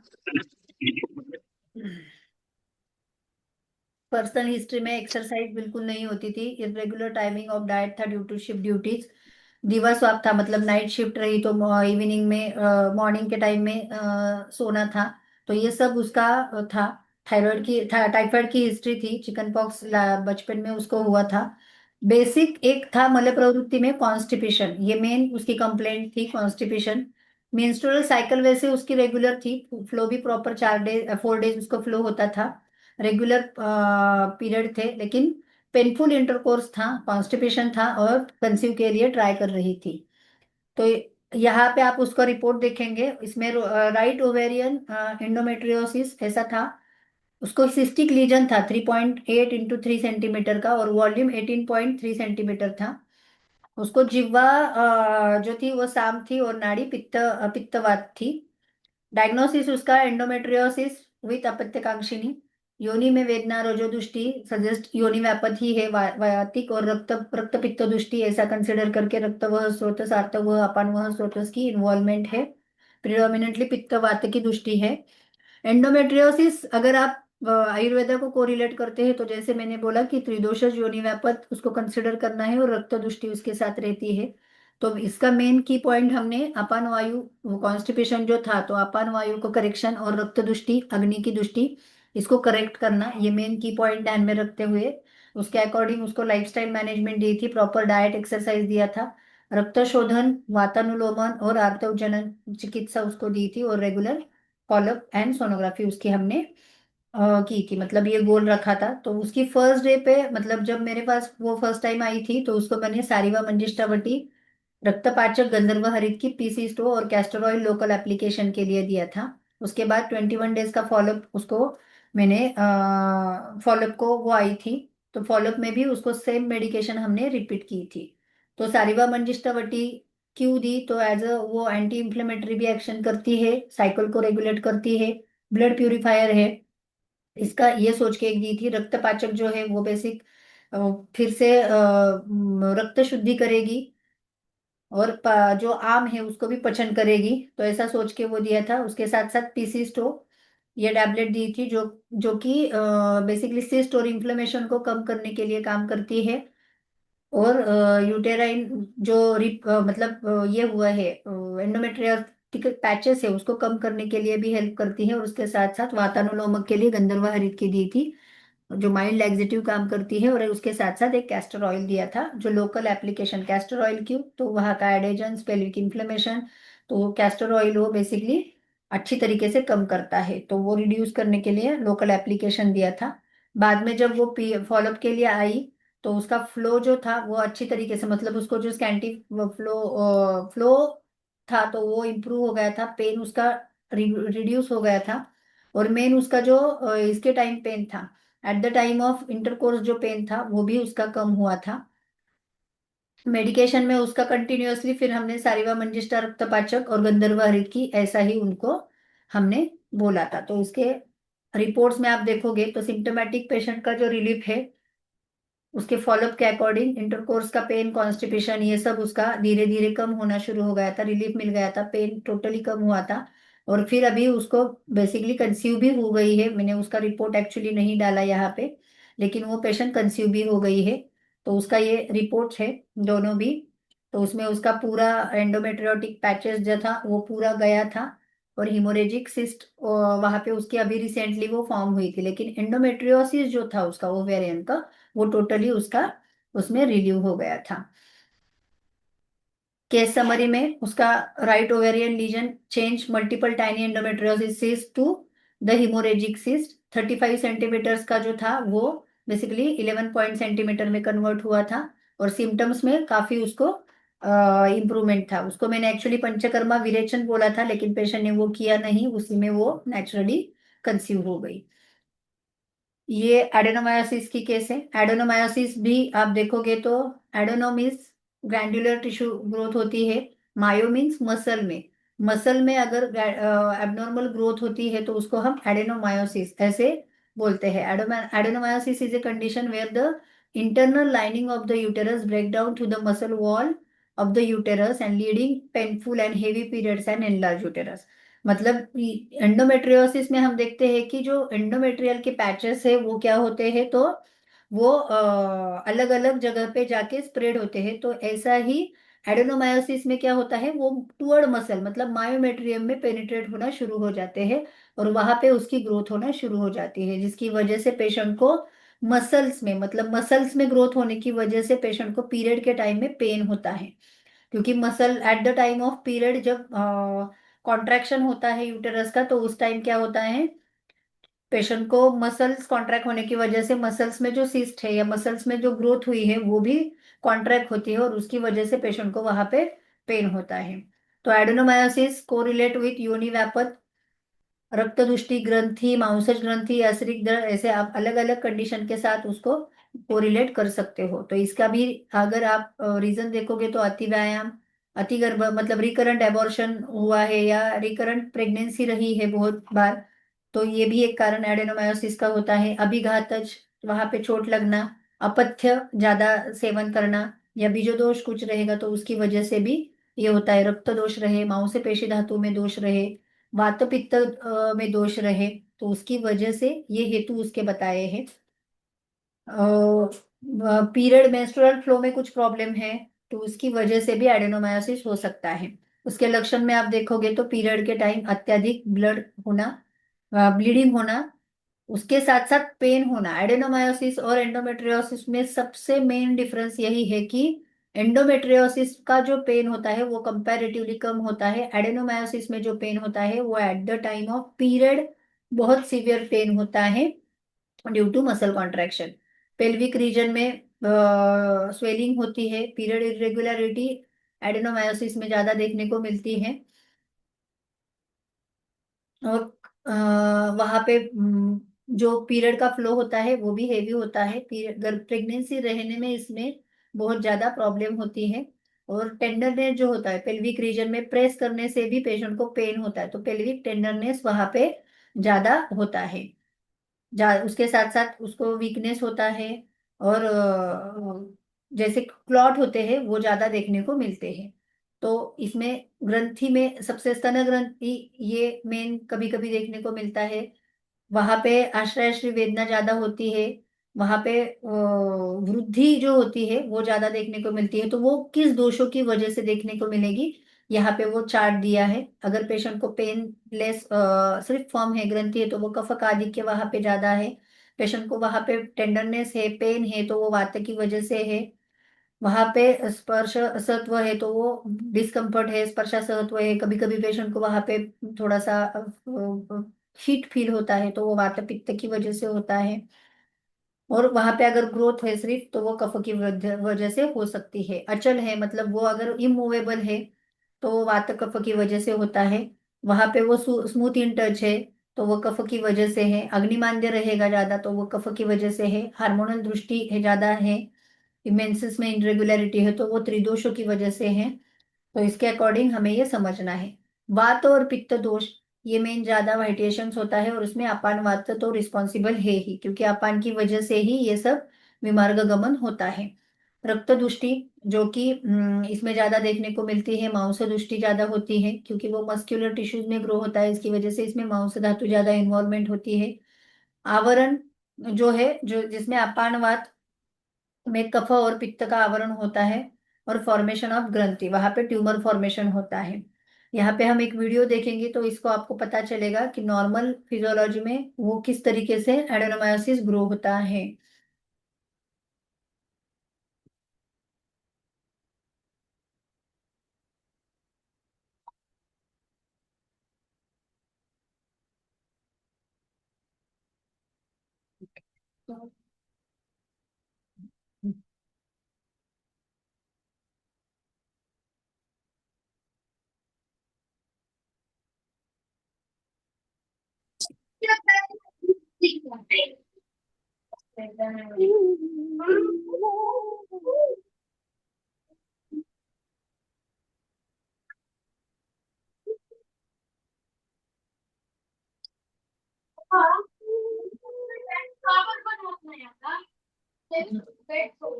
इस तरीके से वो बल्कि यूटेरस एक्चुअली हो जाता है।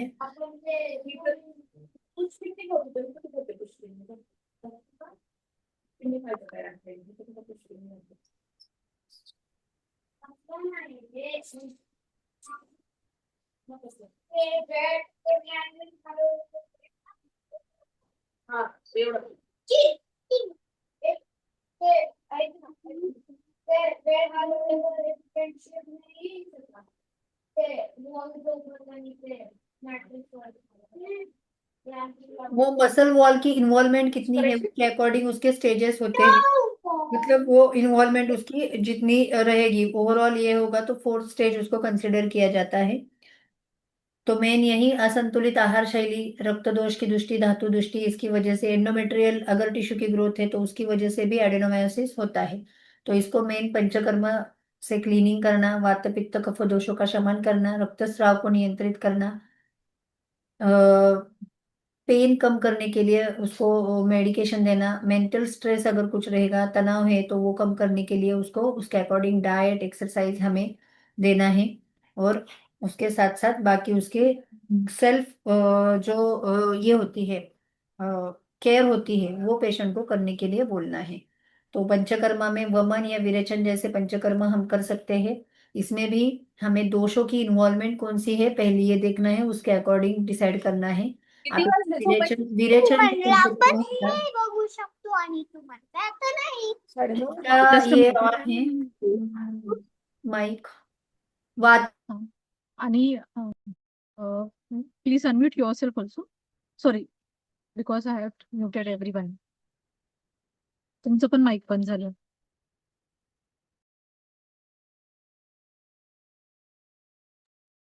हॅलो मॅम, तुमचं पण माईक म्यूट झालं आहे, तुम्हाला स्टार्ट करायला लागेल.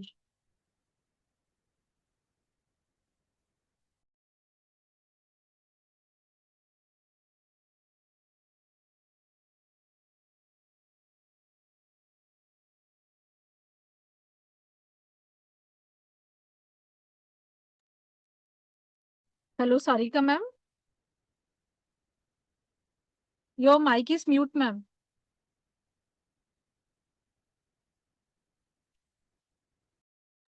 ओके, अभी आ रही मेरी आवाज।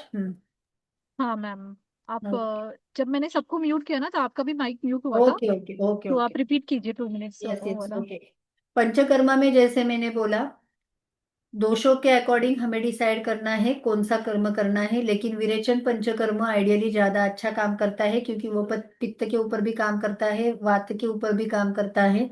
तो विरेचन पंचकर्म ज्यादा सजेस्टेड रहेगा क्योंकि हम इसमें जो घी देते हैं मात्रा बढ़ा के वो और ज्यादा इन्फ्लेमेशन कम करने के लिए हेल्प करता है, और जो बल्कि यूटेरस हुआ है ड्यू टू एडेनोमायोसिस वो भी कम करने के लिए अच्छा हेल्प करता है। उसके साथ साथ वात और पित्त का शमन करे ऐसे द्रव्य हमें देने हैं। उसके साथ साथ पेशेंट को अगर ब्लीडिंग है तो ब्लीडिंग रुकाने के लिए भी उसको मेडिकेशन देना पड़ता है, और डाइट और एक्सरसाइज मैंडेटरी है। और उसके साथ एक्सरसाइज में जैसे मैंने बोला कि एब्डोमिनल वर्कआउट के ऊपर ज्यादा फोकस करने को बोलना है। सेल्फ सेल्फ केयर में नींद प्रॉपर लेने को बोलना है।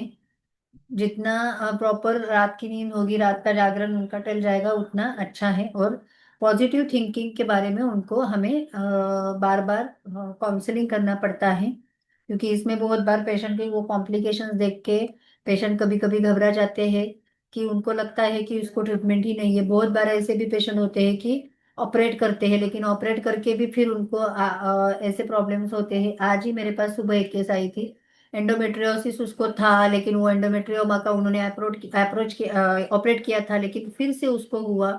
उसके साथ साथ इतना वो फैल गया था कि लेफ्ट ओवरी अभी उसकी विजिबल ही नहीं है, लेकिन वो इतना, और उसके साथ साथ उसको कंसीव भी करना था। तो सब ये जो होते हैं तो पेशेंट बहुत डिप्रेशन में चले जाते हैं, इसीलिए हमें पेशेंट को बार बार पॉजिटिव काउंसलिंग जो है वो करना पड़ता है। उनको इसकी दिशा अगर आप अच्छी तरीके से समझाते हैं तो बहुत अच्छी तरीके से पेशेंट को हम इससे बाहर निकाल सकते हैं। लेकिन उसको सबसे इम्पोर्टेंट पेशेंट के एफर्ट्स होते हैं, और वही एफर्ट्स उनको किस तरीके से लाना है वो हमें बार बार काउंसलिंग से उनको बताना पड़ता है। ये एक केस है एडेनोमायोसिस और एंडोमेट्रियोसिस की। ये पेशेंट 30 ईयर्स की लेडी थी, जिसको लोअर एब्डोमेन पेन था, pen during menstruation. First day पे बहुत इंटेंस पेन था, तो उसको फर्स्ट डे पे ऐसा होता था कि उसको एडमिट ही करना पड़ता था, इतना सीवियर पेन पेशेंट को था। इरेगुलर साइकिल थी उसकी। हिस्ट्री में एंडोमेट्रियोटिक सिस्ट ऑलरेडी थी, 2017 में वो ऑपरेट की थी। उसकी हिस्ट्री लेने के बाद पीरियड इरेगुलर, सॉरी डाइट उसका इरेगुलर था, मोशन उसको क्लियर नहीं हो रही थी, स्लीप उसकी डिस्टर्ब थी, रात को लेट स्लीप थी, रात को 1-2 बजे वो सोती थी। पीरियड का फ्लो उसका अच्छा था, 3 डेज फ्लो जाता था, लेकिन फर्स्ट डे पे इतना पेन था कि उसको एडमिट ही करना पड़ता था। इसका वो क्लिनिकल बैकग्राउंड है जिसमें आप देखोगे तो उसकी मल्टीपल टाइम सोनोग्राफी की है, तो उसमें उसकी साइज जो है 21 में एक हुई थी, 22 में हुई थी, 23 में, 23 में भी उसकी सोनोग्राफी वो एक 6-6 महीने के बाद वो करती रहती थी। तो उसमें लास्ट में आप देखोगे तो उसको एडेनोमायोसिस था, और लेफ्ट ओवेरी में एंडोमेट्रियोटिक सिस्ट जो थी वो उसमें इस रिपोर्ट में हमें देखने को मिल रही है। ये इसका 2023 का रिपोर्ट था, जिसमें उसको लेफ्ट पोस्टीरियर लैटरल एडेनोमायोसिस था। उसको 3 पोल इकोस था वहां पे, एक 33 mm का, एक 22 mm का, और एक 21 mm का। और राइट ओवरी जो थी वो पार्शियली कोलैप्स हुई थी। लेफ्ट ओवरी में एंडोमेट्रियोटिक सिस्ट थे, और मार्कली एडेजन्स जो थे उसको पेल्विक में थे। तो ये उसके फाइंडिंग्स थे। तो according to modern adenomyosis with endometriosis, हमारी दृष्टि से वो योनि व्यापद ही है, त्रिदोषज योनि व्यापद या रक्त रक्त योनि या ग्रंथि, हम किसी को भी इसमें मिमिक कर सकते हैं, उसके अकॉर्डिंग उसके लक्षण थे। संप्राप्ति घटक में वात रक्त की दृष्टि, रस दुष्य, रस रक्त और आर्तव दुष्य है। आर्तव स्रोतस, रस वह तोतस और रक्त वह स्रोतसों की दृष्टि थी। ऐसा कंसिडर करके संघ था, ग्रंथि थी, ये सब कंसिडर करके उसको हमने ट्रीटमेंट शुरू की। ट्रीटमेंट में मेन वात रक्त का शमन करना है, अग्नि का दीपन करना है, ग्रंथि का भेदन करना है, और आर्तव स्रोत शोधन का स्रोतसों का शोधन करना है, और उसके साथ योनि शुद्धि करनी है। इस तरीके से सोच रख के कामदुदा रस उसको दिया था, जो पित्त का शमन करेगी, रक्त की शुद्धि करेगी। गंधर्व हरित की दिया था। त्रिफला गुग्गुल दिया था, जो दीपन पाचन भी करेगी, रक्त की शुद्धि भी करेगी, और वहां का इन्फ्लेमेशन जो है वो भी कम करने के लिए हेल्प करेगी। कैस्टर ऑयल लोकल एप्लीकेशन के लिए दिया था। शंखवटी जो है वो आम पाचन वातानुलोमन प्लस पेन को रिड्यूस करती है, इसीलिए शंखवटी भी उसको मैंने दिया था। ये 5 ड्रग उसको दिए थे। मेडिकेशन उसका कंटिन्यू हमने रखा था।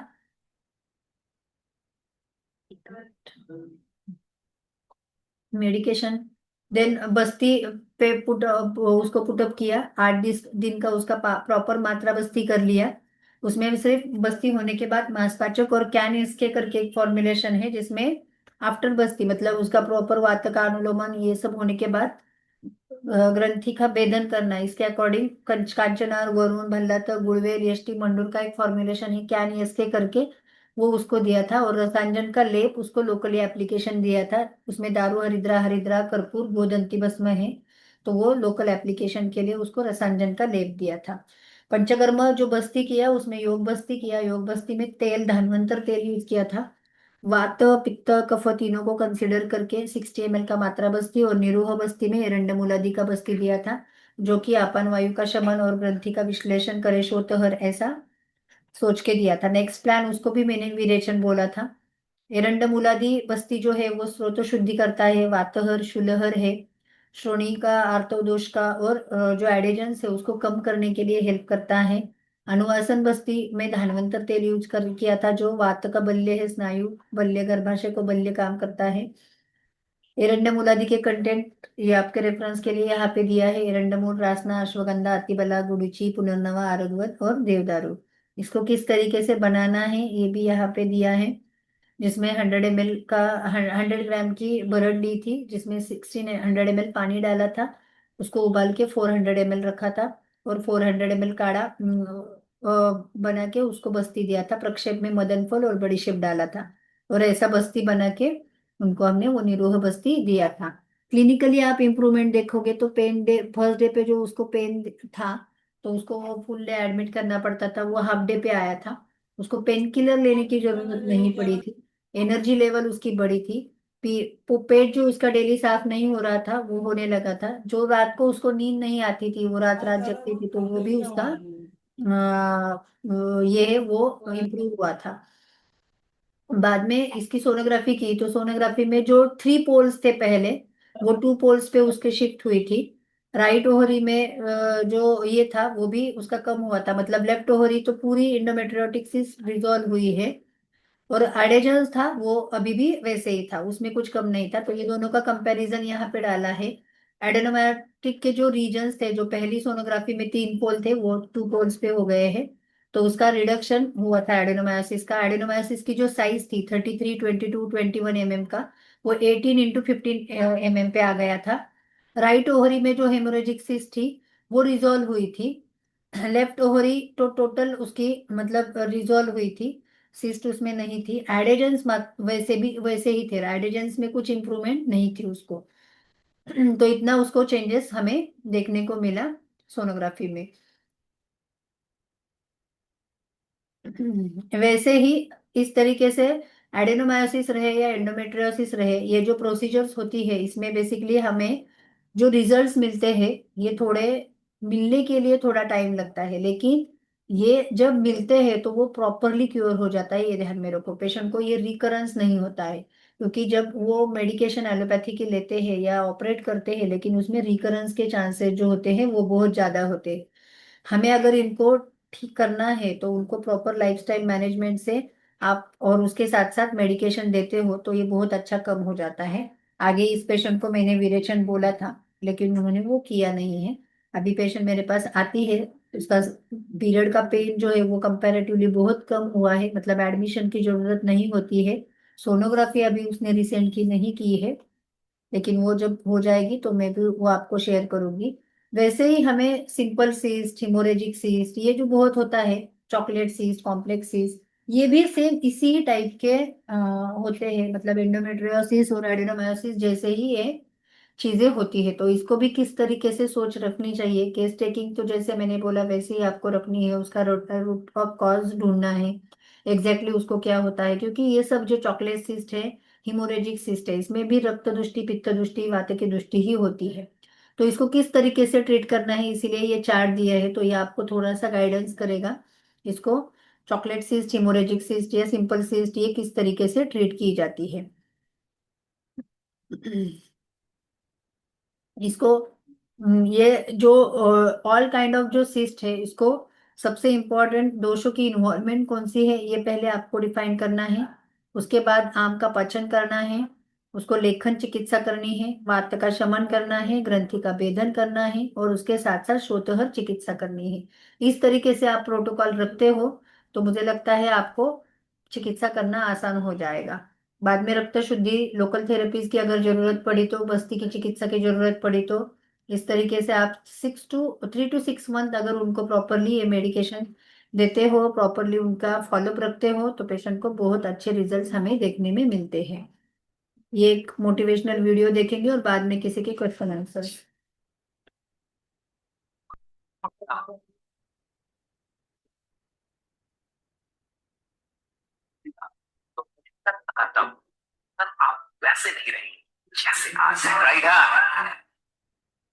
आप आज कैसे हैं इससे मैटर नहीं है, आप अभी जो कर रहे हैं कल आपको बेटर होना है, ये सिर्फ आपके ध्यान में होना चाहिए, और उसके अकॉर्डिंग आपका अगर आप आगे टुवर्ड उसके जाते हैं तो डेफिनेटली आप वो कर सकते हो।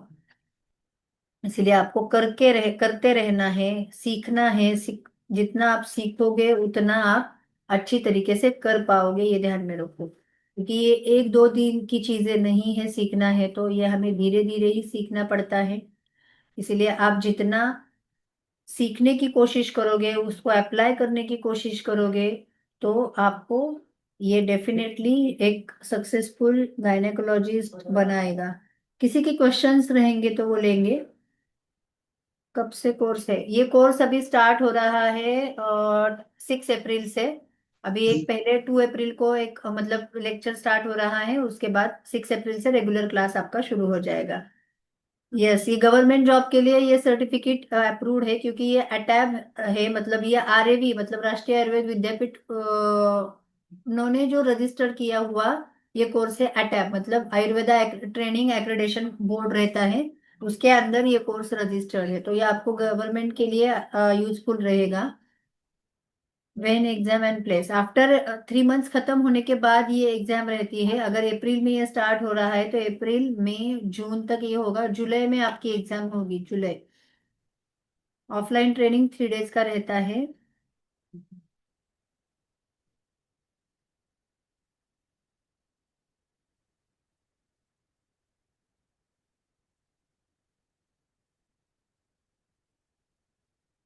How many days per month lecture? आपके daily daily Monday to Thursday ये लेक्चर्स रहते हैं।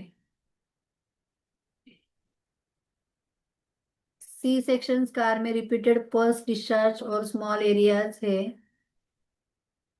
endometriosis, ma'am, can we treat with Ayurveda at the time 4 years of sections can finding servant? Yes, कर सकते हैं। जैसे मैंने अभी बताया उस तरीके से आप ट्रीटमेंट देना शुरू करो, डेफिनेटली वो अच्छा आप उसको कर सकते हो। रिपीटेड डिस्चार्ज अगर वहां पे हो रहा है तो गंधक द्रुति जो रहती है सी सेक्शन के स्कार पे, गंधक द्रुति का आप वहां पे लोकल एप्लीकेशन भी कर सकते हो, उससे भी बहुत अच्छा पस कम हो जाता है जो स्कार में पस रहता है वो। 4 years how to use castor oil local application. Last lecture आपने नहीं, हाँ, फर्टिलिटी मसाज जिस तरीके से करते हैं मतलब नाभि पूरन जैसे करते हैं, वैसे ऑयल आपको नेवल के ऊपर छोड़ना है और फिर सर्कुलर मोशन में 100 टाइम्स आपको नेवल की सर्कुलर टाइम वहां पे पोजीशन में घुमाना है 100 टाइम। तो इस तरीके से आप कैस्टर ऑयल का एप्लीकेशन वहां पे कर सकते हैं। टिश्यू ग्रोथ अगर कैंसर में है तो उसके अकॉर्डिंग आपको इन्वेस्टिगेशन जो है वो करना पड़ता है, उसी से आप डिसाइड कर पाओगे। अगर पेशेंट को नॉन साइक्लिक ब्लीडिंग बहुत ज्यादा है, पेन है, हेवी फ्लो है, तो उसके अकॉर्डिंग आप कैंसर से रिलेटेड इन्वेस्टिगेशन करके ये ग्रोथ कैंसर है कि नहीं आप वो डायग्नोस कर सकते हो। Ma'am, in allopathy, when chocolates is diagnosed, why they stop menstrual and this for according to? नहीं, एक्चुअली वो क्या करते हैं, प्रोडक्शन रुकाते हैं। जैसे मैंने बोला कि वो मेंस्ट्रुअल साइकिल स्टॉप करते हैं। आज जो सुबह का एंडोमेट्रियो का पेशेंट आया था वो भी वैसे ही था, उसको 3 महीने डॉक्टर ने वो एलोपैथी मेडिसिन दिए थे कि उनकी पीरियड जो है वो स्टॉप हो जाए, लेकिन ये सॉल्यूशन नहीं है। आप अगर एक तरफ से उनके पीरियड स्टॉप कर रहे हो और दूसरी जगह उसको ट्रीट कर रहे हो तो ये नहीं होगा, आपको साइमल्टेनियसली ये करना पड़ेगा। इसीलिए तो मैंने बोला कि अगर एक जगह पे एक्यूमुलेशन है और एक दूसरा प्रोडक्शन है तो प्रोडक्शन को आपको क्लैरिफाई किस तरीके से करना है, डाइट और एक्सरसाइज से, और दूसरी बात जो एक्यूमुलेट हुआ है उसको निकालना है। तो ये आयुर्वेदा, अकॉर्डिंग टू आयुर्वेदा ये बिल्कुल सेफ नहीं है, क्योंकि इसको हम बेसिकली रज का अवरोध ही बोलेंगे, और रज का अवरोध जितना होगा उतने ही उसकी वात रक्त की दृष्टि और बढ़ेगी, ये ध्यान में रखो। तो इसीलिए उसको टेम्पररी पेन रिलीफ होता है पेशेंट को।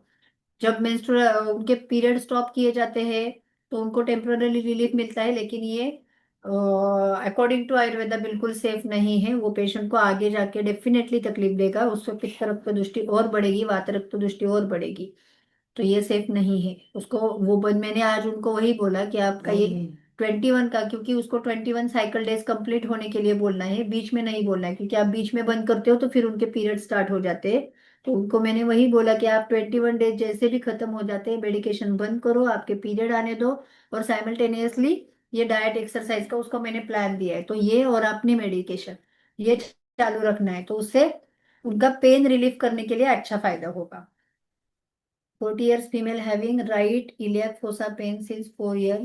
Now irregular menses, 2 months cycle with 1 month flow since 6 months. USG bulky uterus. How to treat? बल्कि यूटेरस है और प्री मेनोपॉजल कंडीशन में है, राइट इलियाक फोसा में पेन है, तो पेशेंट को बेसिकली थोड़ा डाइजेशन रिलेटेड इश्यू पहले रहेगा, वो ध्यान में रखो। हिस्ट्री प्रॉपर ले लो, तो पहले डाइजेशन उसका करेक्ट करना है। बल्कि यूटेरस के लिए आप उसको एरेंडामोल देवदार गोक्षुर पुनर्नवा का जो फॉर्मुलेशन है वो दे दो, मतलब एरेंडामोल देवदार गोक्षुर पुनर्नवा, ये जो कंटेंट है वो सम प्रमाण में लेना है, उसको मॉर्निंग सुबह शाम देना है। क्योंकि आप अगर उसको ये करते हो, एरंडमूल देते हो, तो ये अनुलोमक वात का अनुलोमन भी करता है, वहां का बल्कीनेस है वो भी कम करने में हेल्प होता है। और जो राइट इलेक्ट फोसा में उनको पेन है वो भी कम होगा, क्योंकि वहां का जो पेन है वो किस वजह से है, एक सोनोग्राफी में वो सिर्फ बल्कि यूटेरस है तो ठीक है, वहां पे आप लीच थेरेपी लगाओ, तो वहां का पेन भी, उसका पीरियड आने के पहले का 15 दिन का पेन, वो भी सबसाइड होने के लिए हेल्प होगी। और उसके साथ साथ वहां पे जैसे मैंने कैस्टर ऑयल का एप्लीकेशन दिया था वो भी आप दे सकते हो, तो उससे भी अच्छा कम होगा। लेकिन लीच लगाओ अगर पेन उसको पीरियड के बिफोर 15 डेज है तो। 31 years female patient severe abdominal pain है, 6 month back, burning micturition, painful menstruation है, इम्प्रेशन एंडोमेट्रियोसिस है। How to treat? जैसे मैंने अभी बोला सर, वैसे आप उनको ट्रीटमेंट देना शुरू करो, जैसे मैंने ट्रीटमेंट दिया सारीगामा निष्ठावटी कांचना गुड़ गंधर्व हरित की, ऐसे भी आप देते हैं तो भी अच्छा फायदा होगा। बर्निंग मिक्चुरेशन है मतलब इसमें पित्त की वृद्धि ज्यादा है, तो पित्त को कंसिडर करके और रक्त का प्रसादन करें, वात का अनुलोमन करें, ऐसे ट्रीटमेंट आप इसमें दे सकते हैं। यस, इसका रिकॉर्डिंग आपको मिलेगा। If chocolate cyst in both ovaries with size 7 mm left for 4.8 cm in right manageable. Yes, manage कर सकते हैं, कोई प्रॉब्लम नहीं।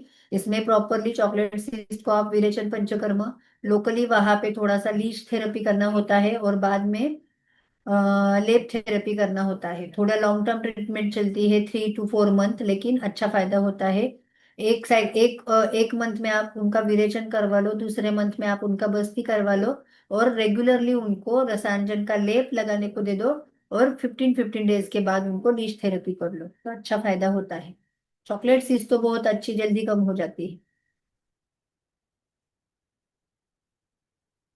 यस, अगर एडेनोमायोसिस में दशमूल हिंगू अष्टक का भी ये करेगा, हेल्प करेगा। पेशेंट को बहुत पेन है तो आप बस्ती भी दे सकते हो। यस, सेम मेडिकेशन पेशेंट को अगर कंप्लेंट्स ये है तो आप कंटिन्यूअसली 3 month तो दे सकते हो। Every 3 months you can do USG and then you will decide its reduce और not, so you can continue 3 to 6 month।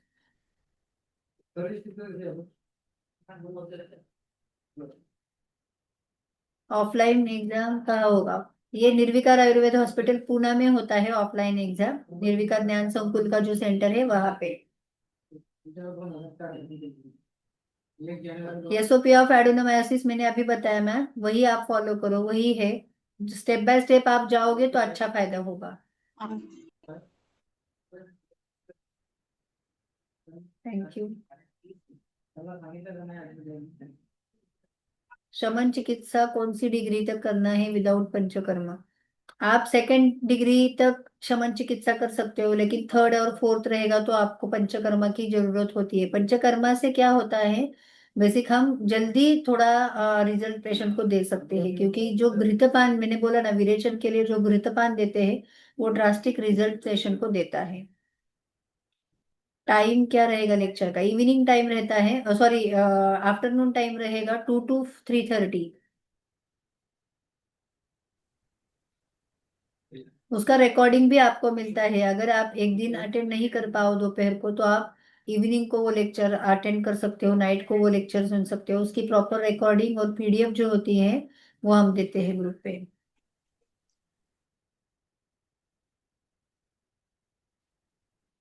Yes, आपको यस, मैं मंजू मैम का नंबर यहाँ पे शेयर करती हूँ, तो आपको वो पूरी इंफॉर्मेशन जो है वो ग्रुप पे देंगे।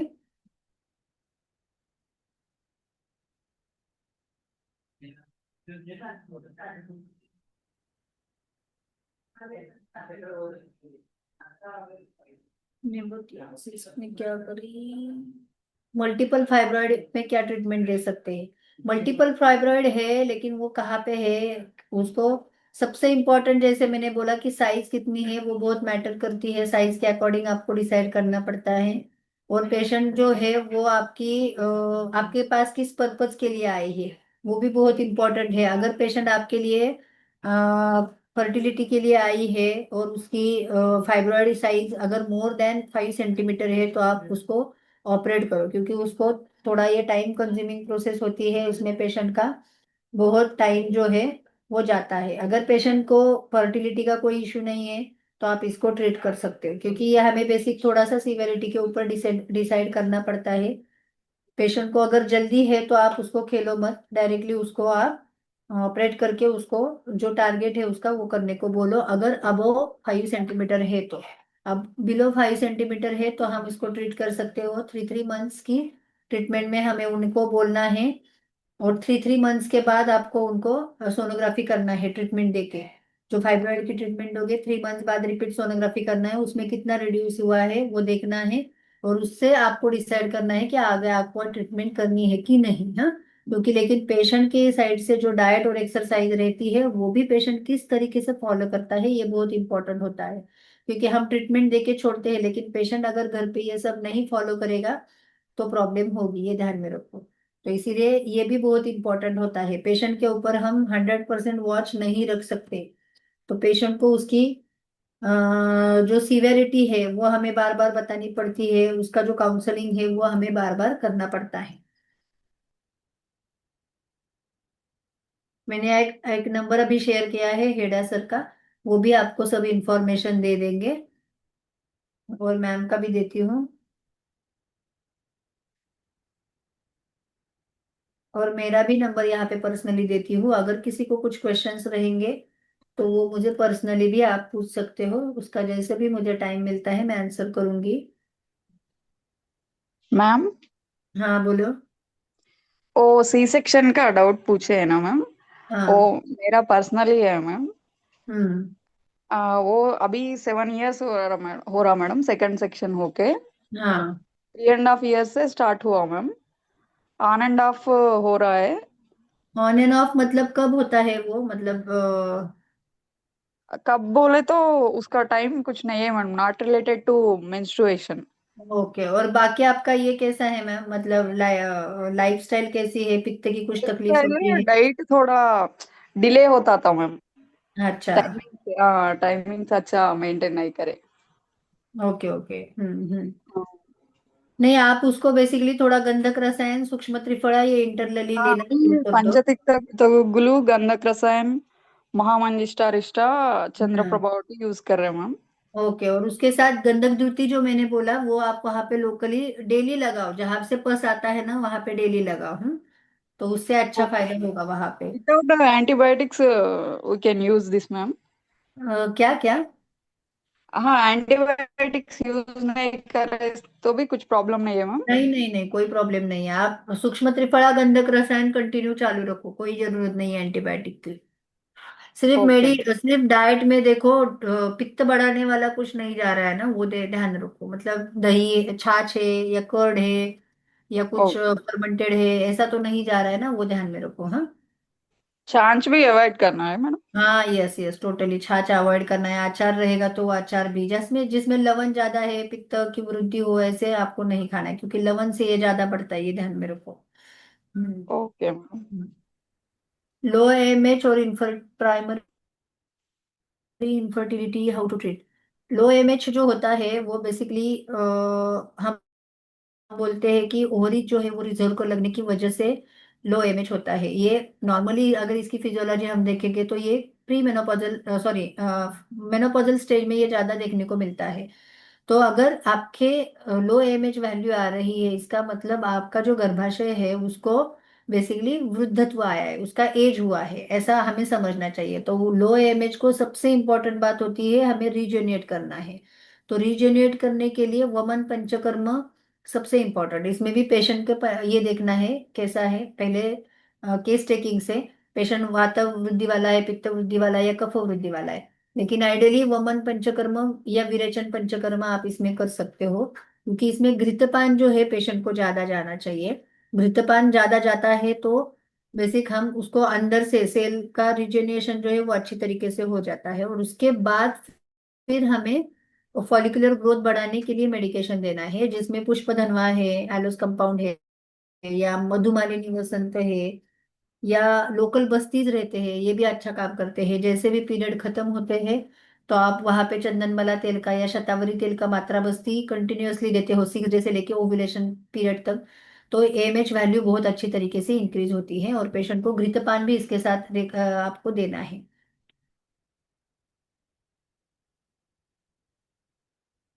लो एमएच की ट्रीटमेंट वैसे कंपैरेटिवली बहुत सिंपल है, क्योंकि उसमें हमें एक क्वालिटी के ऊपर मेन फोकस करना पड़ता है। एक क्वालिटी अगर आप अच्छी तरीके से इंप्रूव करते हो तो पेशेंट में बहुत अच्छे रिजल्ट्स मिलते हैं।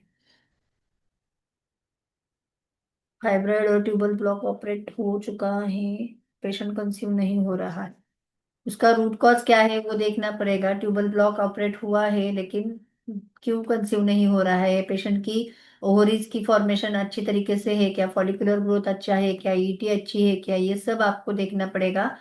सिर्फ कंसीव नहीं हो रहा है ये डाल के नहीं होगा मैम, प्रॉपर हिस्ट्री दे दो फिर मैं बोलती हूँ आपको। मेरा पर्सनली नंबर मैंने यहाँ पे शेयर किया है, आप मुझे पर्सनली भी कांटेक्ट कर सकते हो। Infertility patient with uterine polyp है, can we treat? Yes, uterine polyp है 1.5 सेंटीमीटर का। यस, पॉलिप को हम एज अ अर्शवत अगर आप ट्रीटमेंट देते हो तो बहुत अच्छा रिजल्ट मिलता है। क्योंकि आपको क्या करना है, यहाँ पे पॉलिप है मतलब अर्श जैसे आता है वैसे ही होता है। तो आप इस कंडीशन में हम हमारे पास एक्चुअली एक फॉर्मूला हमारा है खुद का, रक्तार्श, सुखार्श और अर्श कुठार, और उसके साथ साथ कामधुदा, ऐसा हम यूज करते हैं। तो वो बहुत अच्छा फायदा होता है यूटेराइन पॉलिप के लिए। वो आपको सिर्फ लॉन्ग टर्म थोड़ा देना पड़ता है 4 to 6 मंथ, और उसके बाद फिर पेशेंट की रिपीट सोनोग्राफी करनी पड़ती है, लेकिन वो बहुत अच्छी तरीके से कम होता है। और अर्श को जैसे हम बोलते हैं कि मेन उसका अग्नि ही मेन ये होता है अग्निमांद्य, तो वैसे ही इस केस में भी आपको अग्निमांद्य ही पहले देखना जरूरी है। वो देखते हो, करेक्शन करते हो तो बहुत अच्छा फायदा पॉलिप के लिए होता है। Thank you Padma ma'am, thank you. वमन के लिए आप शोधन ग्रुप मतलब तिक्तक ग्रुप से करते हो तो बहुत अच्छा फायदा होता है। वमन तिक्तक ग्रुप यूज करना है।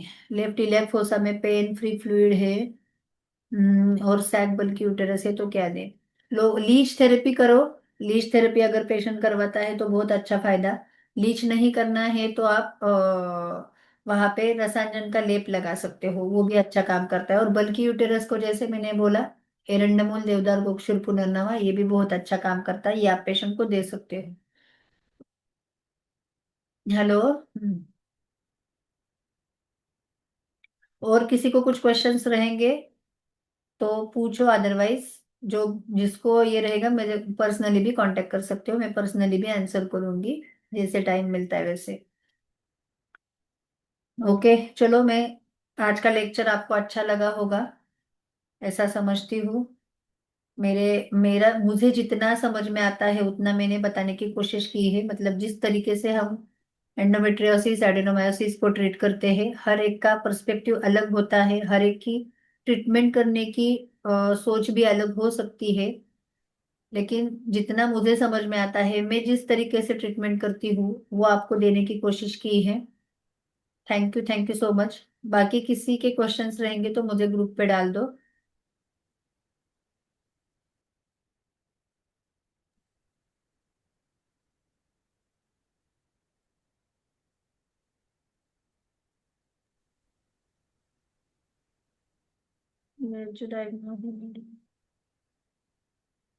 Sometimes in USG diagnosis made the adenomyosis, but the patient there is no severe dysmenorrhea. Then how to make it perfect?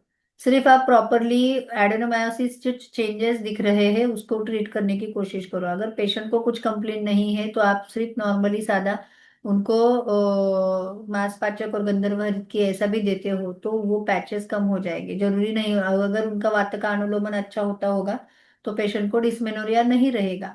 लेकिन एडेनोमेटिक पैचेस जो है वो पेशेंट कंसीव के लिए ट्राई कर रही है तो वो उसको प्रॉब्लमेटिक रहेगी। तो हमें यही सोचना है कि उसको हमें कम करना है। Madam, if polyp is outside the uterus, is hmm. it problematic for to conceive? नहीं, Otherwise, how to treat? नहीं बिल्कुल नहीं। अगर यूटेरस के बाहर है तो कंसीव के लिए कुछ अच्छा ये नहीं होता है। अगर यूटेरस के बाहर है तो आप उसको क्षार भी अप्लाई कर सकते हो। मतलब जैसे हम उत्तर बस्ती करते हैं वैसे ही कसकोज लगा के उसको क्षार अप्लाई करते हैं तो भी वो यूटेरा सर्वाइकल पॉलिप्स जो है वो अच्छा कम हो जाता है। एक तो अंदर का रहेगा तो उसको टाइम लगता है, लेकिन सर्वाइकल पॉलिप तो बहुत जल्दी कम हो जाता है। Okay, sir. Which hmm. kshara do you suggest? अपामार्ग क्षार या यवक क्षार जो होता है ना वो आप इसको यूज कर सकते हो। Okay, ma'am. Thank 6 मंथ की प्रेगनेंसी है, no heart beats, which medicine can we use? Heart beat नहीं है, लेकिन अभी इसको सबसे इम्पोर्टेंट बात है कि 6 वीक्स में एक्चुअली हार्ट बीट्स आना चाहिए। फीटल पोल यॉर्क सैक है कि नहीं ये भी आपको देखना है। अगर हार्ट बीट्स नहीं है तो उसको लाने के लिए हम काश्मीरी अधिकृत देते हैं या सीचू अनंता का क्षीरपाक देते हैं। सीतोपला चूर्ण अनंता, इसका क्षीरपाक भी बहुत अच्छा काम करता है।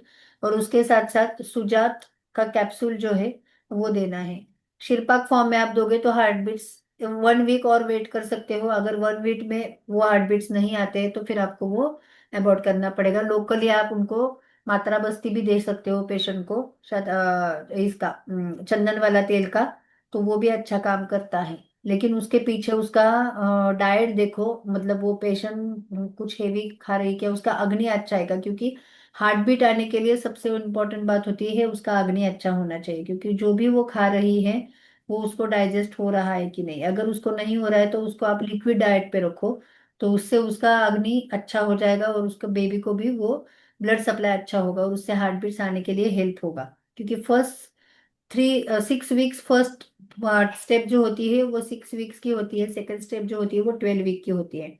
तो 6 वीक्स में हमें प्रिकॉशनरी डाइट जो होता है पेशेंट का वो लाइट ही रखना है। क्योंकि इम्प्लांटेशन प्रोसेस अभी बिगिनिंग में है और जो भी बेबी को ब्लड सप्लाई होता है वो माँ टूवर्ड माँ से ही होता है। तो इसीलिए हमें जितना पॉसिबल हो उतना लिक्विड डाइट पे पेशेंट को रखना है, तो वो तर्पण अच्छा हो जाता है तो अपने आप गर्भाशय का पोषण अच्छा हो जाता है, वहाँ का ब्लड फ्लो बढ़ता है और कार्डियक एक्टिविटी आने में अच्छा फायदा होता है।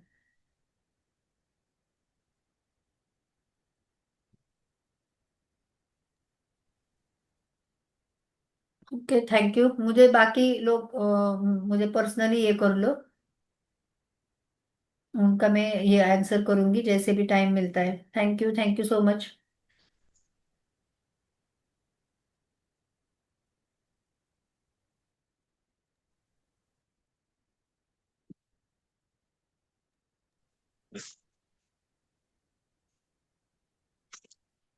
पता नहीं आ रही कहाँ से बात